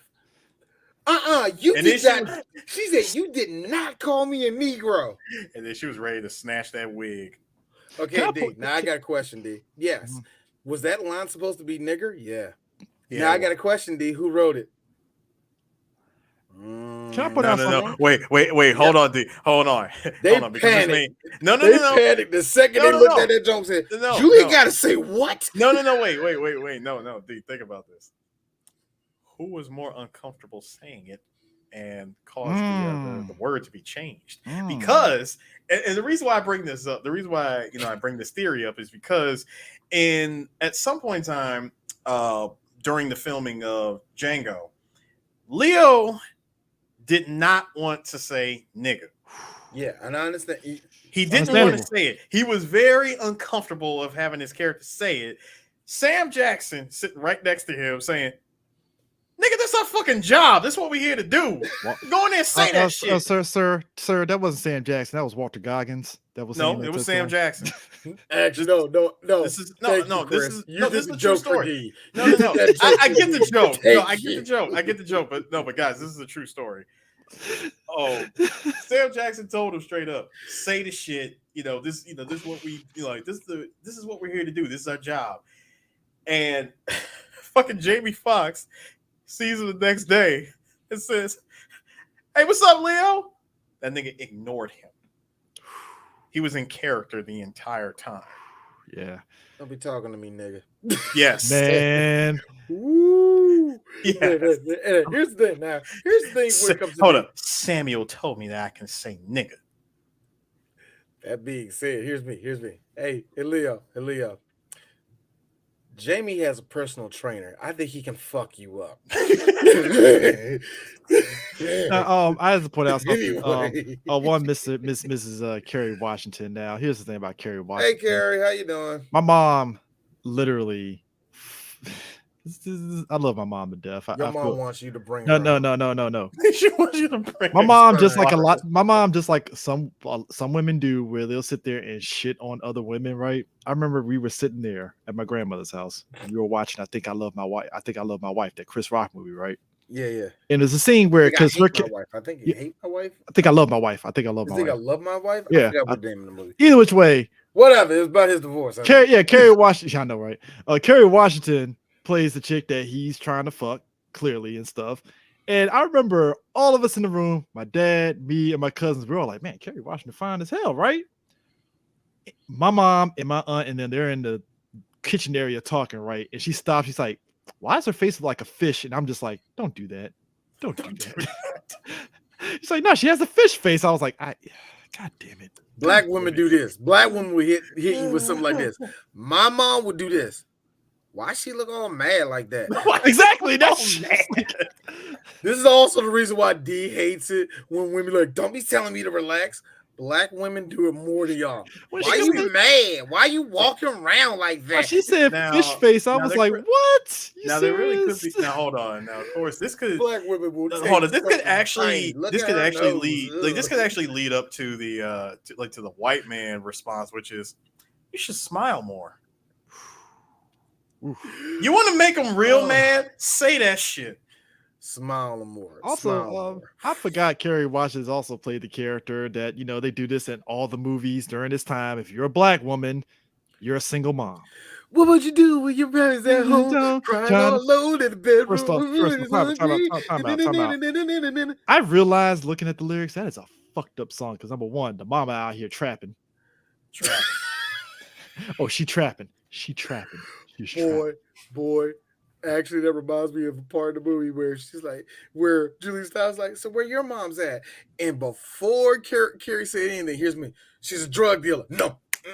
She's in jail. She's in jail. No. She's a hooker. So my mom's in jail. Like, yep, I was right. For, dealing drugs. I was right. And, selling her body off and stuff. Like, I was right. Trifecta. Like, no, Eric, real quick. Eric will love this. You know what I said? Triple kill. No, it couldn't be like, oh, my mom's in rehab and she's trying to get over a drug problem. It's the trifecta. My mom, real talk. My mom left us. We don't know where she at. I'm cool with that. Actually, I'm cool with my mom a crackhead. Yeah, just keep it simple. We don't know where she at. That's fine. I'm cool with the other one where my mama died just like yours, so we have something in common. What your mama died of? Play the sad music. What got BD? Something sad and Negro. Now, meanwhile, something sad and black. Something sad and black. Her baby daddy is the most Clearly, he's an HVAC operator. That's what he looked like. He got the HVAC uniform, so he an HVAC guy. That nigga work at Pepsi. That nigga work at Pepsi. He's stacking boxes. He all right. Well, you're right. Dog. The Dickies jacket did kind of give it away. Bro. The Dickies. Yeah. But here's D. Now, this is because D tried to work at Pepsi. That's a good job. So Good what benefits. The fuck is that's Good a benefits. great job, nigga. Why Good the fuck is benefits. this a problem? But he follows the baby daddy trope of I didn't want the kid in the first place. This shit's hard and my favorite line. What you want me to do with it? That's my favorite line. Flip side to this, funniest shit ever. Dance flick. Shawn Wayans. I'm here to see my kid. Yeah, I know my favorite. Fix him up, put it there. Alright, I'll be back tomorrow. My favorite part was like, yeah, you know what? I've been thinking maybe it's time for me to get out the streets, settle down, have my kids see me a lot more. She's like, yeah, I would like that. Here's a picture. He look at that shit every time he misses me and got up and laughed. Shawn Wayans killed it. The 4 times he was on screen, he totally nailed it. I love the 4. Because the baby daddy in this movie was really like, yo, having a kid is hard. And you know what? To Carrie Washington, the character's credit, she was like, I didn't sit on your dick and say, I want to have a kid. I was like, you know what? She's right. She's right. Yeah. You just sat on his dick without a condom. Yeah, that's true. Takes two. Hey, look, I'm with Dave Chappelle. I am pro-choice. But if you want to keep that motherfucker, that is your choice, not mine. You take care of it. I mean, and here's look. me. Yeah. As a married man that has several kids, I don't. Now, here's the thing. I'm not saying that I know the price of what it costs to do an abortion, but don't do that. We're not getting no. But what I'm saying is, save the last dance. No. What I'm saying, but saying is the movies during that time period, because me and Aaron saw that movie. We saw that movie Waves, and the way they went about that whole abortion scene, they made like it was just simple and to the point, right? Say the Last Dance in a lot of these movies, whenever the issue of abortion comes up, it's always on the issue of how much it costs. It's so expensive and da. That's how they kind of carry it, and it's weird. Either that, Chris. Look, Chris. It's either that or her legs are already up in the air. Hey, Chris, or and this is actually pretty dark. You get into an argument, you get smacked, shoved, and double homicide. First off. Double homicide. Who said that? First off, I love that. I love Waves. That is a dark ass scene. That shit was dark. That is a man that was already hopped up on fucking drugs and decided to, as a guy, just like in He Got Game, you shoved your girl a little too fucking hard. She egged him on though way earlier, and he just took it. Whoa! No. She tried to leave, and he was doing that whole. Hey, no. Remember, before she did. She egged him on. Yeah, she did egg him on a little bit. It's like, this guy looked like he high of his mind. I wouldn't even be talking to the motherfucker. Like, don't even talk. I don't know, madam. I see crazy in his eyes. Don't talk. This man is running off. This man is running off of the expectation of his father. I just need to try to live up to the standards of his father. Got bloodshot eyes, ready to fucking do some crazy shit. I don't think you want to talk. I know you think his problems are this big, but trust me, they ain't. No, this nigga crushed. Hold on, that nigga crushed that Xanax, snorted it, and suddenly he turned into a fucking Las Plagas. I heard Kanye West playing as he's talking to me. This ain't good, man. This ain't good. This really ain't good. This ain't it, Jesus.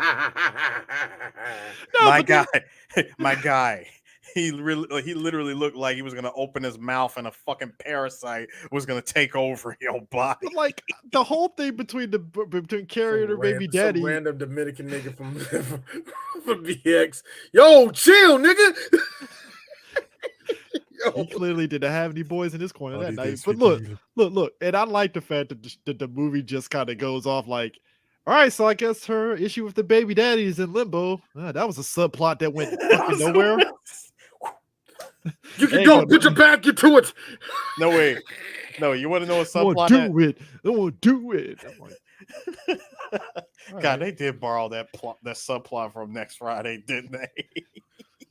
But no, you want to talk about a subplot that That didn't is go in? actually true. Hey, That is Chris, one of the few bright sides of this because Kerry Washington, despite her being black as hell, she comes off a little bit white. So her saying it, hey, wait, She's a Montgomery County black.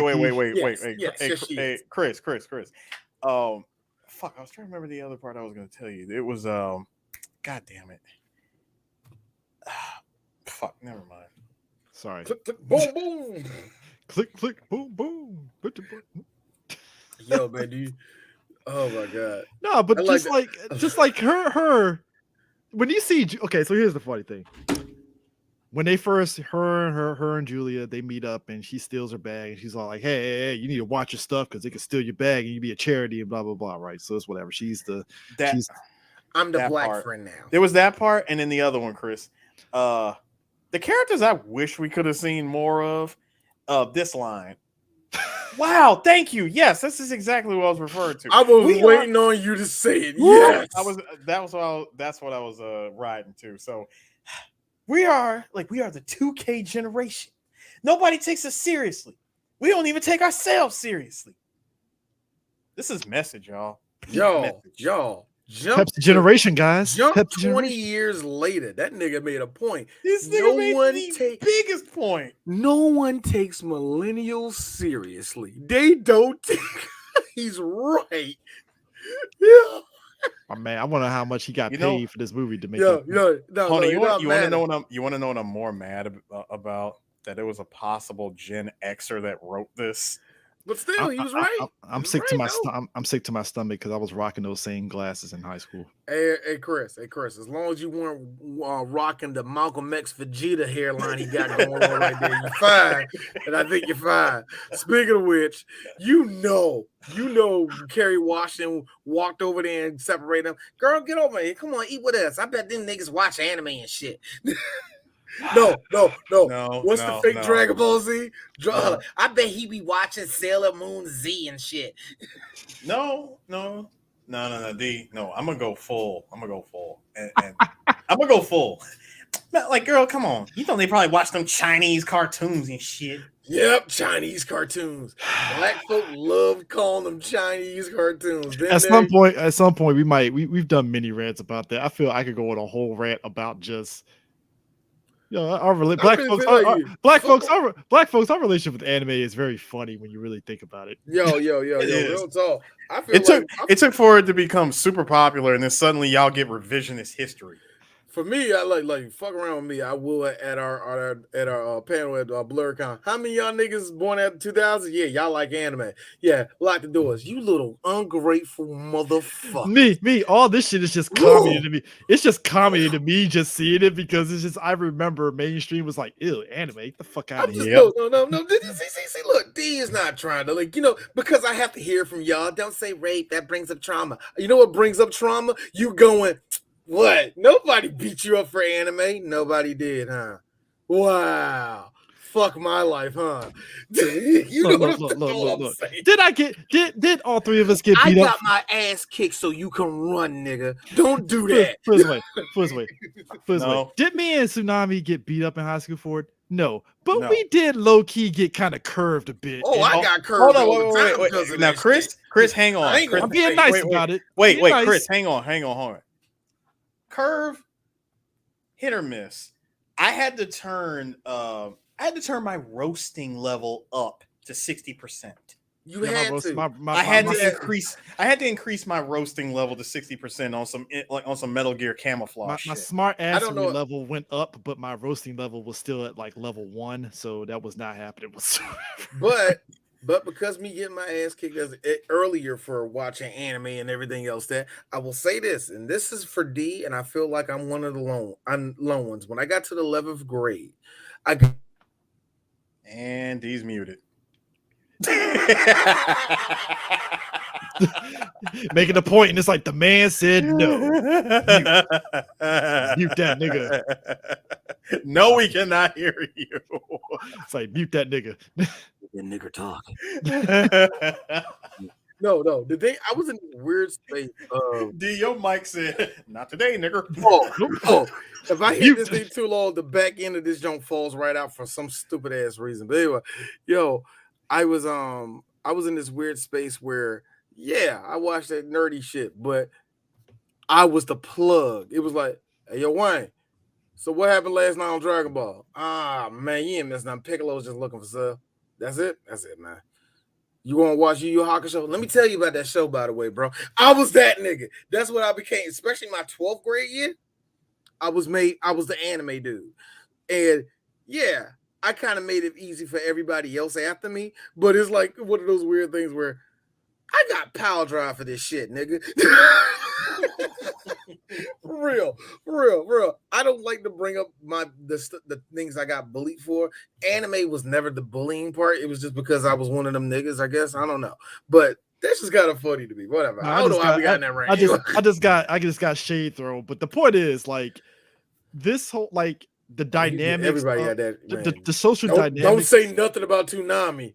Yeah. They ain't getting no pussy. I mean, the social, but I would appreciate this. The social dynamics of high school was in full fledged when they got to the club, because that's like, I was never one of those kids at that age, even in high school, that was able to go to go-go clubs and all that shit. But like, I did a couple times. Every time I went, the cops was always there. So it was but from what I've been told, like, everything you see in Save the Last Dance kind of lines up a little bit to what those clubs were like anyway at that time. So I was like, all right, that makes sense. But like when before they go into the club, I like how she was like, girl, what you wearing is just so lame. And she was like, which store did she say she got it from? I got it from the Gap. Yeah, from the Gap. She's like, okay, and then she took her scarf and made a fucking, she just made a scarf. It was literally tied around her head, looking like a fucking white girl Erykah Badu and shit. All she did was do that and gave her big hoop earrings. She did nothing else. And like how, again, somehow Julia is the whitest girl there. She's dancing to the 1s and 5s and shit during the whole fucking thing. And I gotta be honest with you, D, you're right. She danced to the Rock Wilder. I laugh because D is right, because when you change the beat up on white folks, they don't know what to do, because when they changed it up to that fucking Fat Man Scoop shit, all of us as black folks, we know the deal. We'll fucking jam out to that shit, right? Yeah, be like, get down there, all of a sudden, I'm like, oh shit, if you got up in them bills in the hands, yo, I fucking love that song. All the chickens, be quiet. All the chickens, be quiet. Julia's sitting there like, so do I have to be quiet now? Do I have to jump? They're not calling for people like me. What do I do? I don't never mind. Wait, D. I don't have a $50 bill. Am I still supposed to put my hands up? Can I put up $1 at least? Why is Faith Evans playing with this? What's going on? Side note. Last year, Awesome Con, Senpai did that drop with the Fat Man Scoop. Every black person in there knew the deal. We were all like, oh shit, white people sort of was trying to dance. No, it didn't exactly work out. No, you gotta jump. You gotta go with. No, it's hype, man. It's hype. When you hear that song, it's like, yo, fuck the Faith Evans song. It's a great song, but like, when you hear that shit, it's like, yo, this shit's hype. Fuck you. No. Real talk for me. I never knew. Here's me. I wish I was skating. Hey, look, skating song. It is. But like that whole sequence, he's teaching her how to dance, and Bianca's pretty much hating from the sidelines. Which I'm like, yeah. To be fair, I understand why she's hating on her, because fuck that shit. The only thing was Eris. The only thing that was missing was the zoom in on her lips like a Players Club. Bitch. No, not just that. Stairs and bitch. Hold on. No. Yeah, I do admit, I wish the echo was there. But after the fight, we got this, D. It ain't over, bitch. It's like, you're my rival now. So, D, what is the thing that is pressing all of these black people to have this pressure for this white girl? What is the reason? The reason why she is taking what she wants. She's taking a good Negro out of the ghetto. Yes. Into a different place. That was the. And we don't have that many good black men here. Yeah, I love that line because it just throws every Negro on the bus. First of all, that nigga was already on his way out of the hood in the first place. Nigga got accepted to Georgetown. First off, just trust me. And he was ready to have a debate in high school like that. Trust me, that nigga was gone. He was already out. It was the hood. weird. He That was just waiting for it somebody was to write so, back. but it felt very one note to be pissed off at a white girl because you think she's taking all the good black guys. And I'm like, there's other black guys in that school. No, it's not. That's the thing that gets me. So just going by the standpoint. So in the South Side of Chicago, which is one of the most culture, is one of the big culture centers of African Americans in this country. You mean to tell me that on any level of quality, there's no Negroes available, and all the white women are just coming down to the South Side and taking all the good ones, huh? That crap to me, okay. Who's the spiteful black girl who wrote this, and who's the white guy that said, "I like it, Shaniqua. My name is Shannon, nigga. How do you keep messing that up?" Because I push back on that. Because even to this day in 2022, you get some pockets of black women that still hold that logic, and I'm like, Well, of course. ma'am. There's dating apps. There's plenty of black guys out here. What are you talking about here? I think here's the thing. It's very important. Keyword black women. I said pockets. I didn't say all of them. I don't want y'all to jump down my throat here. I said pockets. But actually, it's very important that we're saying this on Juneteenth when you really think about it. Like, yo, it's something that black people do. We have this thing where we actually kind of attack each other. And is it us doing it on purpose, or is it just a regular social thing? Like there's purposely black on black crime where it's just y'all niggas just killing each other just to kill each other. Y'all niggas and then there's just like, hey, look, Derek should have never went over there. We told Derek not to fuck with that nigga. Like, there's that crap. You know what I mean? But when it comes to, go ahead. But when you think about it, also when we bring up stuff like, I don't know, self-hatred of ourselves, what we think of people who do date black people, I mean white people, Asian, whatever it may be. How, like, as much as I'm for it, yeah, I don't admit, I can admit up and down. I do have some problems with white boys being a little bit too intimate, but black girls, and I go, shut up. You know what I'm saying? Yeah. But that thing, but like the one thing I can say, actually, I can say this, and this is going to get a lot off my chest on this. I hate white guys that love playing in black girls' hair. I hate y'all. I absolutely hate y'all because y'all take it to the next level. My African queen with her beautiful. Shut the fuck up. I didn't ask you none of that, Peter. I didn't ask you none of that. Just that love your wife and keep it moving. That's what I'm saying. Love your wife and keep it moving. Love the wife, girlfriend, and keep it moving. Like, exactly. It's the same thing. It's the same. That's what I'm saying. Everybody has their own bit of prejudice or whatever it may be. You have to get over, man. But the way that they do it in these movies, Chris. I mean, it's not even black people. That's what I say. This black people don't act like white people. Okay, chill. Yeah, and even on the other side of it, it's like the black dudes that be going in on the interracial shit. It's all on some Malcolm X too militant. It's like, dude, chill. God. Like the chill, stuff chill. they give with us, man. See, when you outside of your race, you ain't this, that. Now, here's my thing. I love black love, but like I said, if you end up with somebody that's beige, somebody that's purple, somebody that's whatever color, whatever they may be, and you love them because you have a connection with that person that you have with nobody else, does it fucking matter? That's how I feel at the end of the day. As long as you're not shitting on the race that you are. Here's the thing, and that's why I love that thing when Dave Chappelle said that one joke. And his wife was like, and Of course. But that's between y'all. Fix that shit. You know what I'm saying? It's when Michael and Tamara come over. Hey man, it's good to see you. Yeah, it's good to see you. Yeah. So why you in blackface? Oh man, I'm being Luke Cage this year. And your wife just lets you leave the house like that. Those are the people that are the problem, yo. Guys, did you just love the moment on the A train in Chicago where Derek and Sarah were making fun of the angry old white lady that was like, "Ew, interracial." Oh, that was great. It was funny. Don't get it twisted, because those moments are actually like, it's low hanging fruit, but I love it because it's fucking hilarious. It's great low hanging fruit, especially when it's older white people. See, black people, we just. And that's it. You know what I mean? older white people, they come from that era of our folks and our grandparents where it's like interracial romance. Ugh. I don't think you two belong with each other. I always wonder. Progress. I'm just wondering, has anybody ever had that type of moment ever happen to them? It's kind of funny when you see like stuff on like, see, and this on the Root or on like Vice or some shit.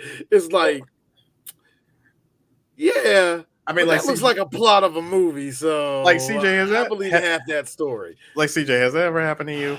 Well, first off, I haven't really been in an interracial relationship. I've dated a white chick for like a total of a month, and that was done in a blink of an eye. So nah. And I was in California, so like California is like the most like mixed area ever. So a black dude with a white chick is like throwing fucking fish. It's like you throw a rock and you'll find that shit. It's So it's funny like with whatever. me. It's funny with me. I'm not like a big fan of white girls. I think y'all cool. You know what I mean? I don't hate y'all. Well, that's the thing. You don't necessarily have to be. Yeah, but that it doesn't even have to be like somebody white. I mean, just anyone is not you. Flip side, this past weekend though, when me and you were at that event and we saw Susan randomly at the festival. First of all, I already knew who she was with. I was first of all, I do like Susan. No, that was clearly Jennifer. Oh yeah, Jennifer was looking pretty lost there inside the event. She was first of all, she was definitely trying to find her party member. Man.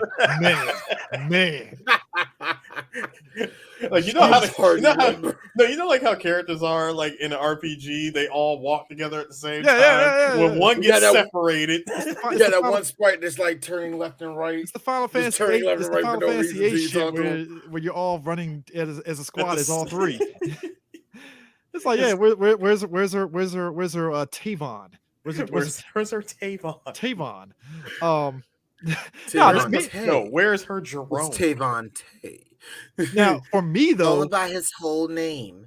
Now for me though, all three of us, we go to anime conventions. As long as I've been there, like seeing interracial relationships is a normal thing. It's like whatever to me. So when I see it, I'm like, whatever. I don't. No, but it's always. I think some. For me, it's always the most. I will admit. I think some more kids. No, it's always the most typical one though. It's either more. Actually, I'm gonna be real. In the anime convention scene, it's more black women with white guys than black men with white guys. Yeah, let's keep it a full buck. And hold on, that's the other thing. It's always slim or thick or big titty, big ass, or both black girl with the morbidly obese white guy, or skinny pale white guy, or skinny pale white guy. Yeah, or if you're lucky, regular white guy that has a big mountain beard.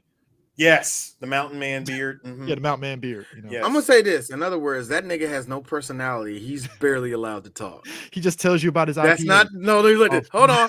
Hey, Janika. I see you getting loud, Janika.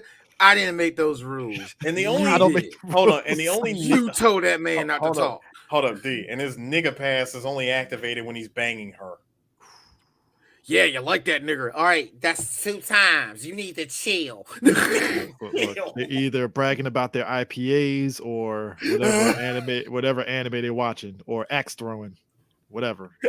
Axe throwing. Or D&D or Renfest, that kind of shit. You wrong as shit. Why you just see Chris? You know what that says? Yeah, hey, how you doing, Chris? Hey, Chris, how you doing, man? Hey, I heard you live in Maryland. Don't you live in like Capitol Heights? Sir. Yeah, shut up. 4 years in the military and hang around with nothing but white folks. I know your secrets, white people. I know your secrets. Listen to Jack. You bust out your little acoustic guitar and listen to Jack Johnson. I know your secrets. Hey, Chris. I mean, come on. We both were in the military. I know the shit. I've been exposed. Hey, white people.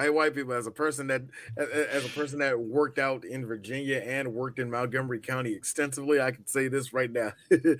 I get it. We're not around. Y'all can just say shit. I totally get it. But to be fair, though, I've been in the I've been in the showers. Wait. I've been in the showers. Dave Chappelle wasn't lying. Washcloth does not exist. Let me tell you something, white people. Oh, it's a janitor. He don't speak English. That nigga know every fucking thing you say. I'm just saying, white folks, what is with you and just like, do y'all just burn your washcloths when you buy them from Walmart? Is that what you do? You know what? Why are we here? Why do y'all treat y'all dogs better than y'all children? That's a different podcast. That is a very different podcast. I'm not even going to answer that. I'm not going to answer that. All I'm saying is this. Because if I answer it, I ain't shit. So. Eris, just say this. Happy Juneteenth. Happy Juneteenth. Flip side to this, though, been around some white folks that introduced me to some good whiskey. I was never a whiskey drinker. Here's the Right, thing. right, Here's cool, the thing. cool. What I've learned, and I really mean this, y'all. What I learned during the whole when black people got pissed and we was marching, throwing shit for George Floyd, throwing shit for ourselves, really coming out there saying, doing the way we displayed our blackness was beautiful. And the one thing I loved was the white people that was with it. And I'm not saying like they had to be out there on the front line. I'm talking about your best friend, your best white friend on Facebook. Trust me, he ain't going on a march, but he said to you, "This is some bullshit." When to see my white friends as one go, yeah, that's my cousins, bro. I am so sorry. This country is. I liked it because our good friend Mo came to the full realization. America's full of shit. I have no choice. Anarchist. I mean, our boy John from the UK even called it out like some bullshit. Welcome to America. Welcome to America. America is ghetto as hell. America is ghetto. Do you know that we are the Florida of the world? That is like that tells you something. We beat out Australia for that shit. No, but back to the movie though. A couple of things. One, we gotta wrap this bitch up. I'm sorry. one. I like how again. I want people to understand. Bianca Lawson airs her grievance out, and then boom, we get the electric slide at the fucking end of the goddamn movie. Bear in mind, that's a baby daddy down there. I guess they fucking kissed and made up. I guess That's what I was about to say. So are they like a couple again? We electric slide at the end. No, first of all, all it really took was my man showing up in non-work clothes, putting on the charm. Sean John sweatshirt. The Sean John sweatshirt. He actually took a bath that day. Yeah, he took a whole bath. Hey. And hold on. And he shows up, apologizes. No, first of all, he hits her with the he hits her with that. No. He hits her with the Enter the Spider-Verse. Hey. And think about Ayers walking to her, reeking of Michael Jordan cologne. Yes. Cool water, Michael Jordan cologne. Cool. The cool water, Michael Jordan cologne. Hey. All my girls named Melanie. Yeah, I know that what she's wearing is cute. All of you wore it. All of you. Hey, the fashion all of you, Britneys, Ambers, and Ashleys. All of y'all wore that. Hey Chris, he rolls in with the crispiest pair of Timbs ever. Look. He got that. Hey Chris. He got that new all black Averex jacket, man. Oh, that's the other thing. Ooh, Averex jackets were in this movie. Were in full force. Oh. Can we talk about Sean William Scott and them Jinko jeans? Jinko jeans. You know what? I gotta be last pair of Jinko jeans. Look, we all the era of 2000s. That's my era, man. I had baggy clothes, but never that fucking baggy. The most I had was the trip pants or the menace pants. I had Eddie Bauer. I had Eddie Bauer carpenter pants, and I had a couple of Tommy Hilfiger. I had pants. Tommy Hilfigers, but they were all what you call nigga. If you don't pull up your pants, I had a bunch of them. This is the most normal of pants right here. So come to find out, them Timbs, bro, them Timbs, right. The Timbs. Crisp. But come to find the white line. No. Those come to find out. But come to find out that the whole the trip and menace pants, they still make them, by the way. Yes, they do. Yes, they do. I think what's the name? Much like trip pants, Hot Topic still says. No, they don't. Hot Topic don't. No, dude, they stopped selling them shits like 15 years ago. Yeah. You sure? But anyway, what they sell is the skinny equivalent one. They don't have like the baggy from the early 2000s. I give you that. I'll give you that. Yes, I will give you that. The whole movie or the jorts. The relationship between Derek and Sarah. Look, as the Coles nigga, there's a Nordstrom's right there. You can do that. The relationship you get a good quality Levi. The relationship between Dirk and Sarah is Dirk. And Sarah, it's like typical. They try to do the will they want. I'm like, you're gonna get together. Who are you fooling? You know, he's like, stop bullshit. She's doing her ballerina thing so she can get into the school, and he's all running, trying to say, "Where's Sarah?" and and all that stuff. And I'm like, all right. And we hearing, early 2000s, what I call track mastered clones. Yeah, And it's like, all right, cool, they're together and stuff. And like I said, it's just Nah, all right. this is the scene. See, this scene right First there of all, culminates hold on, D. in Can I what say? this is all about. Can I say? Can I go ahead and say it for the record? Go ahead. These two have this 2001 ass sex scene. I know, man. I know, right? They just kissed each other. They really didn't do nothing. I want you to notice the strong black hand. The strong black hand on that little white woman. Look, the only thing I'm noticing is that crisp hairline. That's all I'm saying. Like that shit, Oh, it's crisp. that shit is undefeated. The only thing, look, I gotta be honest with you. Anything, if there's anybody that was the winner of this of It's that that hairline, scene, it's the hairline. That's the hairline. The hairline was immaculate. Now we talk about the director being the all-star. Nah, Nope. that hairline is the all-star. You know what, Sean? Hair and makeup. You made the black man look good in this. I will give you that, Sean. I will give you that, Sean. It took a nigga from Silver Spring to do that shit. Actually, I don't know. No, you want to know what's fun? Where's Now, you want to Sean? know something interesting? If this was made today, the nigga would have dreads. I don't think so. Nope, he will. I don't think so. I He think would he definitely have have that. dreads. I think he have that weird. And also, Eris, he'll be a lot more light-skinned. You know, almost half. Are we talking? Something. No, are we talking light skin rocking I'm a band? talking No. D. Are we talking light skin with bandana attached?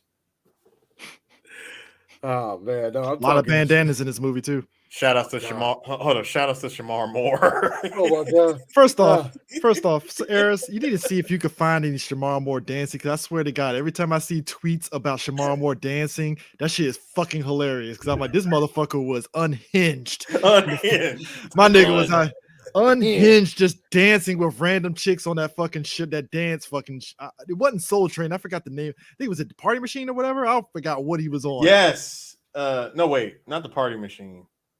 God, it definitely wasn't a Party. I forgot which show it was, but he was unhinged, just dancing on that shit. I was like, this motherfucker's wasn't you on a General Hospital, my man? You just out here just wilding. Oh, and you know what? This is weird. This is weird that I have to mention this. By the way, Sean is 30 years old and Julia is 20. Just want to throw that out there. Anyway, look. Black don't fucking crack, but Just holy want to shit, throw that man. out there. Oh man, Sean look good, bro. Yeah, of course. Sean was born in 1970. He was been old enough to see fucking Cooley High and shit. This motherfucker. Actually, nah, this nigga, he was born in DC. This little nigga born in Wilmington, Delaware. That's where he was raised. Raised in Delaware. No, I knew it. His daddy, Guyana. He's Guyanan. Went to UV though. Went to UV. The UV, that's cool. With the Brandywine High. Oh no, that's in V. Oh, that's CC. That's Delaware. See, wrong Brandywine. Yeah. That nigga ain't from the DMV. Yeah, Delaware. You should be. You chose to be with Philly. Anyway. But no, it's just that you whole chose to be a part of that. Like Bianca Lawson's character, fucking Nikki, it's like after she vents to Sarah, all of a sudden, next scene, they're friends. They're dancing together. I'm like, wait a minute. Time out. Oh, yeah. He was okay. So he was the whole Soul Train. Yeah, this nigga was fucking unhinged on fucking Soul Train. Shamar Moore, man, this guy, man, Jesus. Hey man, but nah, but look, Nikki, good looking. He could do whatever he wanted to. Nobody was checking him. But nah, Nikki and Sarah, all of a sudden after their little fight, which it looked like Nikki beat the shit out of fucking Sarah, because Jesus, that was funny. But also, I like how again Sarah's dad did not pick up on the fact that her and Derek fucked in his place. Nothing. Nah, he's just a regular dad. Hey, I just want to make sure he doesn't see color, sir. He doesn't see color. No. It's none of that. I had a gig. Yeah, you could have banged it all you want. It was with a black guy. That's so you what? You know how many black women I dated since being a jazz artist? Come on. No. Woo, man. There's an old black lady that's still. There's an old black lady I banged to stay in this apartment. What do you? The best response to that would have clearly just been, but they banged in your apartment. She banged a Negro. What's the problem? I know, right? What's the problem? He's black, okay. We're in the South Side of Chicago. If she had sex with a white guy, I'd be like, who? I would give the movie credit is the fact that her dad never made a scuff up about when he came to her door and she was on punishment, I guess. Hey, Chris, were you written like that? Come on. Yeah, I know. What story do you have to tell? You're right. You're 100% right, sir. My bad. What's the My story bad. that My, you have my, to tell? my, Anyway. my bad. Yeah. You know, the overall story is, you inject some hip hop into your ballerina set, you get into the school that you want. But you know what I like? Do you know what In I love your about this dream. You know what I love about this movie? You know what I love about this movie? Not only do we get a drive-by that fails, but we also get Sean running in at the last moment where she's having nerves and she don't know how to feel about anything. It's the And he's like, 8 Mile "You effect. got this. You gotta understand. You got this." And then, then and look, and then the teacher's all looking at her. Look at my man with the finger though. That's a serious face right there. That means I'm judging you for everything that you have. You Who better is this take care. Negro? What type of Negro are you talking to?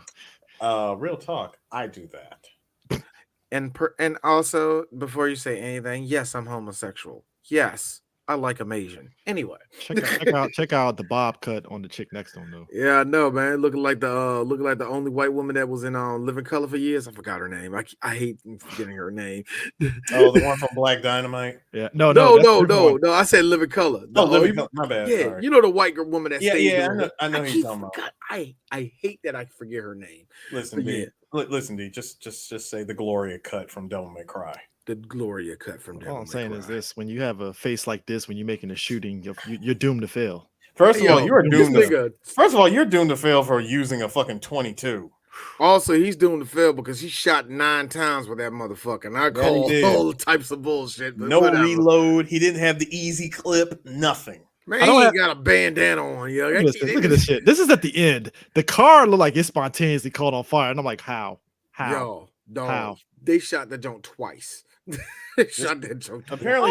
Apparently, this scene was running off of GTA rules, and the car was clearly a bucket because they couldn't afford a full explosion. It was what? I feel the vibe would have been different with Sticky Fingers. I disagree. I think the only thing that would be different is Sticky looks like he would actually would kill somebody. Because you know when Sticky gets your face, so like, yeah, nigga, you know all that crap. You actually believe. First of all, that part when dude tells him, "You could be better than this." Sticky would have just shot his ass right there on the spot. Why'd you do that? I'm a grimy nigga. That's what. I'm for Queens, nigga. Look, I'm for Queens, nigga. Cut. You're in Chicago. Oh yeah, you right. Also, actually, I don't think you're. I think you're from BX. They from BX, ain't they? I think so. I think they are. Also, shout out to Great Value, Donald Faison, Vince Green. Yes, he does a bunch of voice acting. Thank you, Kelly Caulfield Park. That's Kelly Caulfield Park. Yeah, that's what I remember. Yeah, Vince Green. I know he does a lot of voice acting, but I'm like, you're like Donald Faison, but it's like diet Donald Faison. He does what I call background voice acting. I just remember him in Lottery Ticket. I was like, oh shit, it's that guy from that movie. Yeah. You. But as you see, as we talked about it before, as you see, MTV made a buttload of money off of this. They made so much fucking. They sold this to black kids, but only white people saw it. It's so fucking funny. It's funny how that works. Because black people saw it too, but it was just eye rolling. Hold on. It's funny how that works because they gain more money doing that. It actually goes into the whole little weird thing like everybody likes to bring up every few years when a white girl does it. Wow, so y'all just use our image, huh? That's really I do. Come on, we just got off there with Miley Cyrus, how she just said Kobe to the whole Negro image. She had for a whole 4 years. Go ahead. Well, I was going to mention, and who would have thought that 6 years later, we would get the same story, but we're just dancing our way out of the hood, and we just call it Step Up. The only urban part is just the music. Yo, I like how the Step Up franchise said, yeah, I like what we didn't say the Last Dance. Let's pour a little bit of white people in there. Yeah, let's get that Channing Tatum guy, and then all of a sudden, a little known character in Step Up the Streets called Moose took over the franchise unknowingly. I will say this: Channing Tatum, he did it. Good for him. Good for him. I hate you. Yeah, Vince Green, he definitely is a poor man's Omar Gooding. Okay, I'm wrong for this. I'm wrong for this. No, actually, hold on, y'all. I got no. He's a poor man's no Omar Gooding. True, but you know who I got him ranked under? You remember that fat nigga that was in ATL? They end up getting that job at Crystals at the end. Yes. Yeah, he underneath him. Anyway, First of all, Damn. First of all, Vince Green is Earth 83 Omar Gooding. Man. oh my gosh, man, that's the Omar Gooden that's the Omar Gooden that is only known for one thing and one thing only. Man, I was good in Wild and Crazy Kids, man. Yeah, man, that show lasted for 14 seasons. See, in this universe, it lasted for 14 seasons. In Earth 83, that shit went off for And 14. that It's like Chavez, that. I'm like, man, that look. Chavez is a white girl instead of a Puerto Rican chick. Yo, Well, Omar Gooden. technically, no, that shit still happened, but in reverse. Omar Gooden over there, like, Omar Gooden, like, damn, it lasted that long over there. He's like, yeah, but I got a drug problem. Here's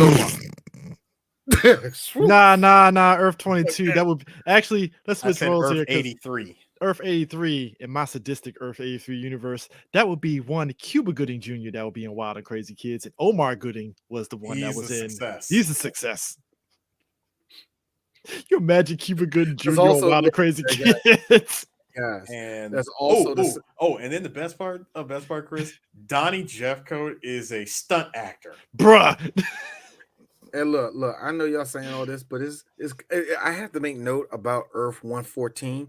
See, on Earth 114, Omar and Cuba are still brothers, but here's the difference on this one. Cuba has all the roles that was meant for Lawrence Fishburne, and Omar has all the roles that was meant for Denzel Washington. It's a stupid universe. Look, it's a stupid universe. Roman Polanski still doing what he's doing out there too. It's shocking. But here's the thing: this movie, Save the Last Dance, dominated the box office. Go ahead. I was just gonna mention Denzel. Like who is the other one that you said? Denzel. Yeah, Denzel and Lawrence Fishburne in that universe do a string of buddy cop movies. Chitlin and the Kid. Like this. Yeah, Chitlin and the Kid. Chitlin and the Kid. Shout out to Tropic Thunder. I fucking lost it when he put that shit in the movie, Chitlin and the Kid. And you have Martin Lawrence as his. That was a Tropic Thunder. Ben Stiller and fucking Martin Lawrence. I'm dying. I was like, I fucking hate you. I'm making this. This needs to be a movie. I'm making this a reminder right now because this actually crossed my mind several times in the last couple weeks. Next year, 3 Black Geeks is definitely doing Tropic Thunder. It's been long enough. Technically, it would have been great to do it this year. Nah, we get to you next year, Tropic Thunder. I've been waiting for this. It's been long enough. This movie,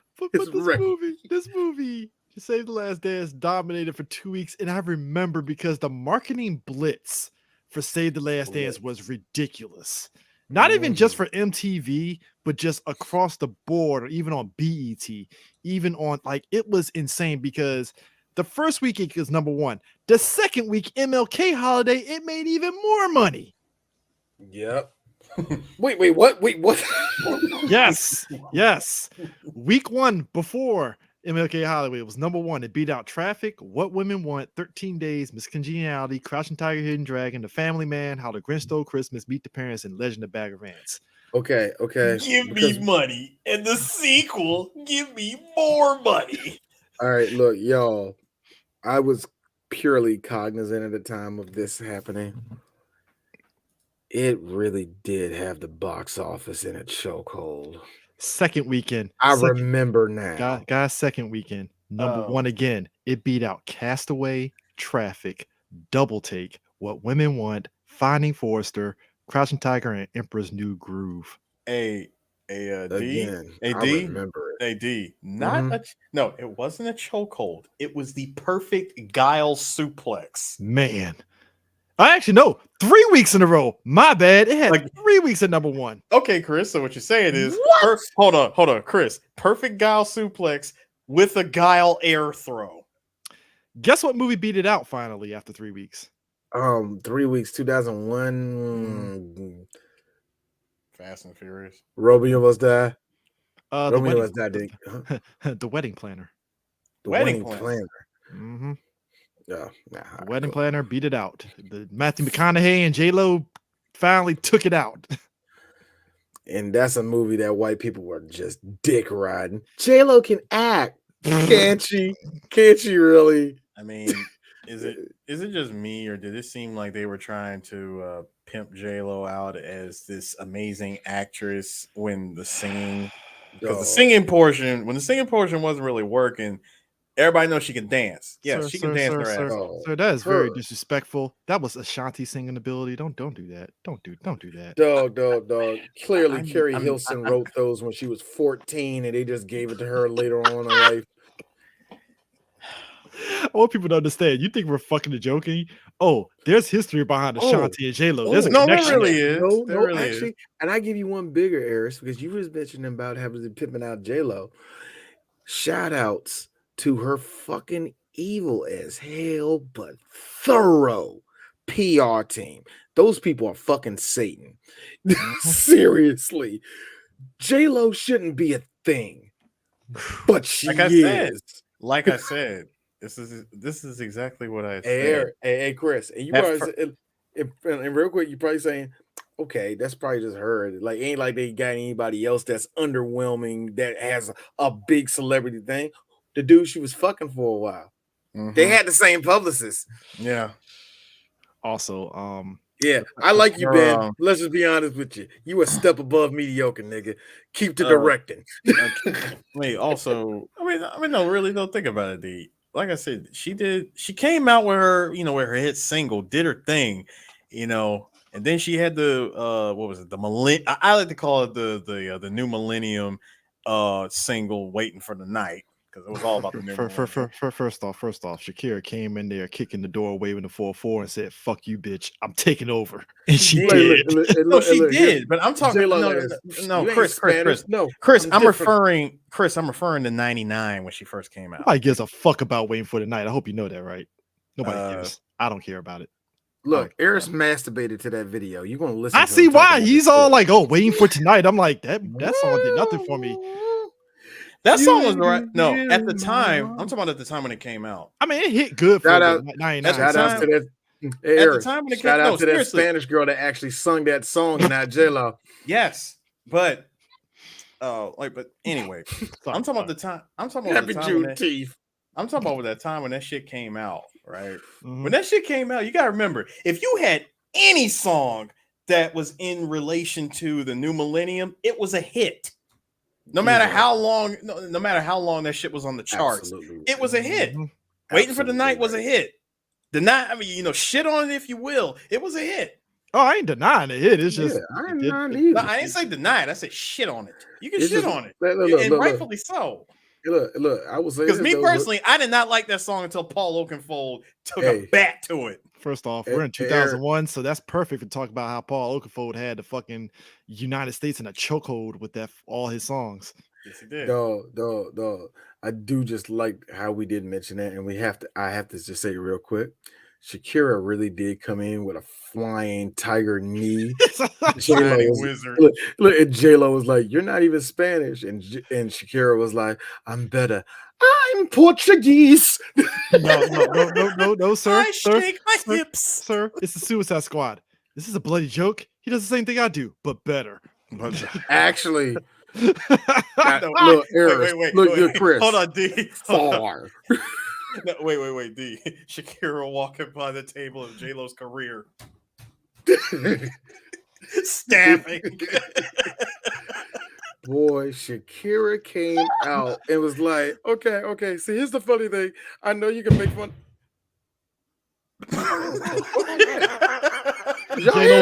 J-Lo didn't like you talking shit about her.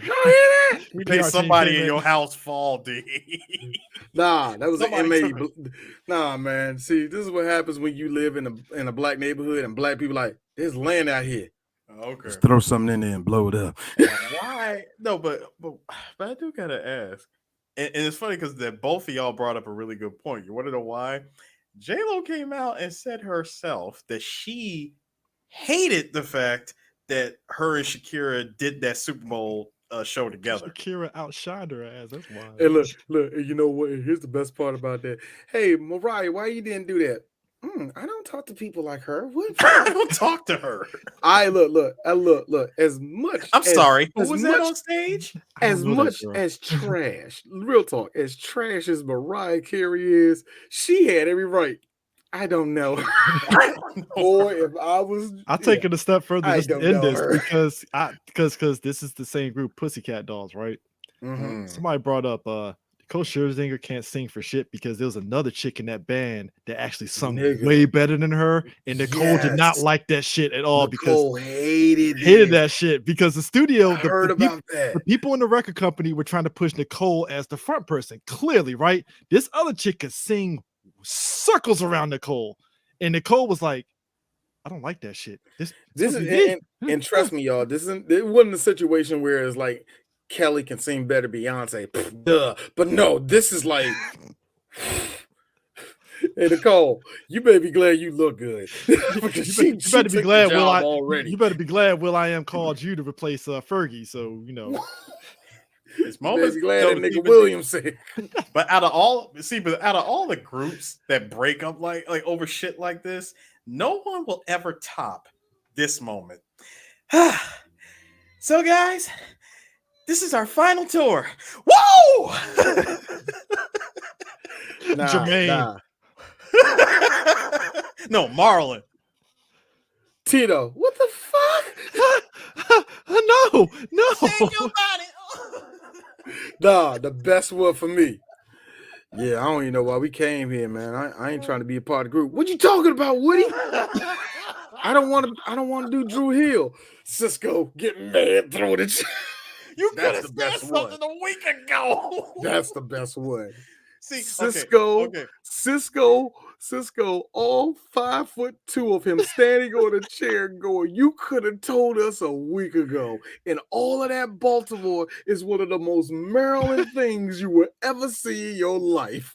First, I'll give you that one. First of all, that is by far the best one that they've ever done on a radio show. The best way to break up a band. You announce a comeback and break up in the within hours of that announcement. I like how right? it was a roll call. No, I like how it was a roll call. And by the time he got to Woody, he like, yeah, so check this shit out.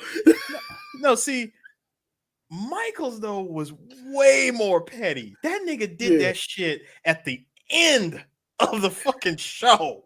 Actually, I'll take it a step further. I always will bring this up because people can find the video on YouTube. So this is tour. Yay. So this is around. I know why your motherfuckers thought we was gonna finish this.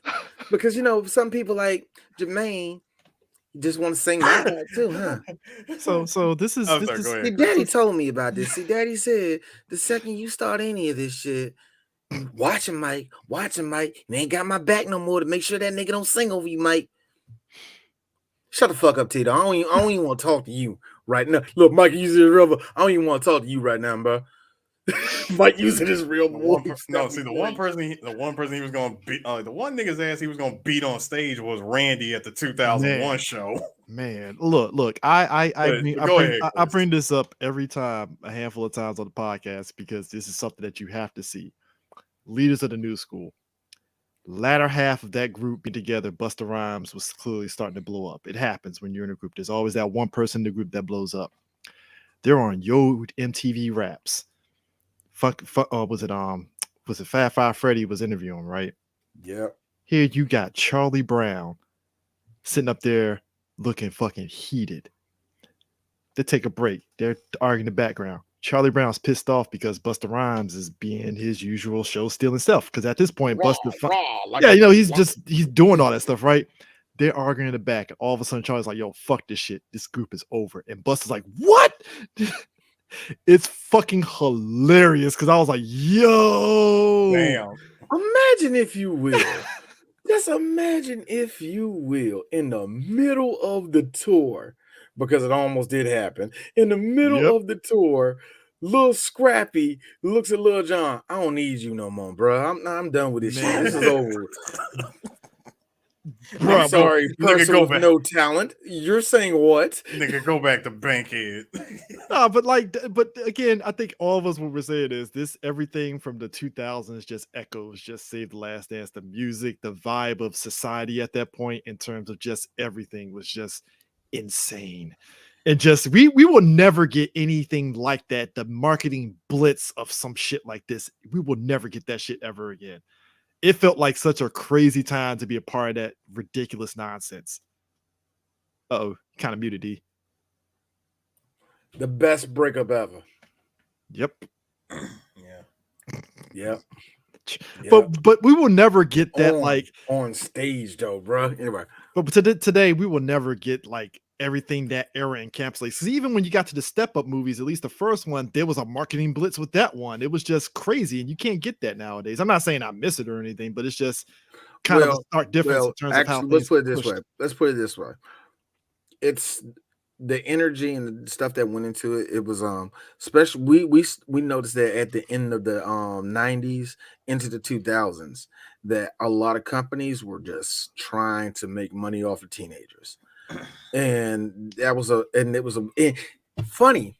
MTV was one of the places that actually put a light on that. Wait a minute. Who knew? Could you say, God, we were the demographic for this movie? What this What- Save the Last Dance? With this man?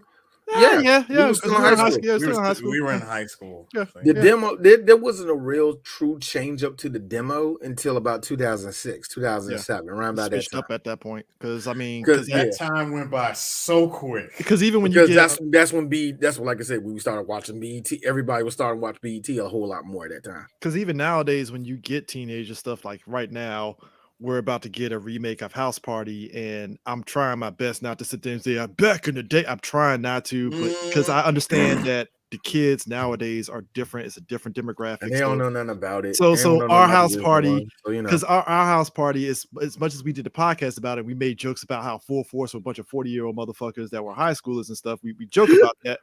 It's like that was the vibe of that time, and we have to just say, okay, what is this new era house party going to look like? And I think if you try to do Save the Last Dance now, it's not going to work because I don't think there's any music that would work for something like Save the Last Dance. Here's the thing. The house party today is gonna have DC Young Fly.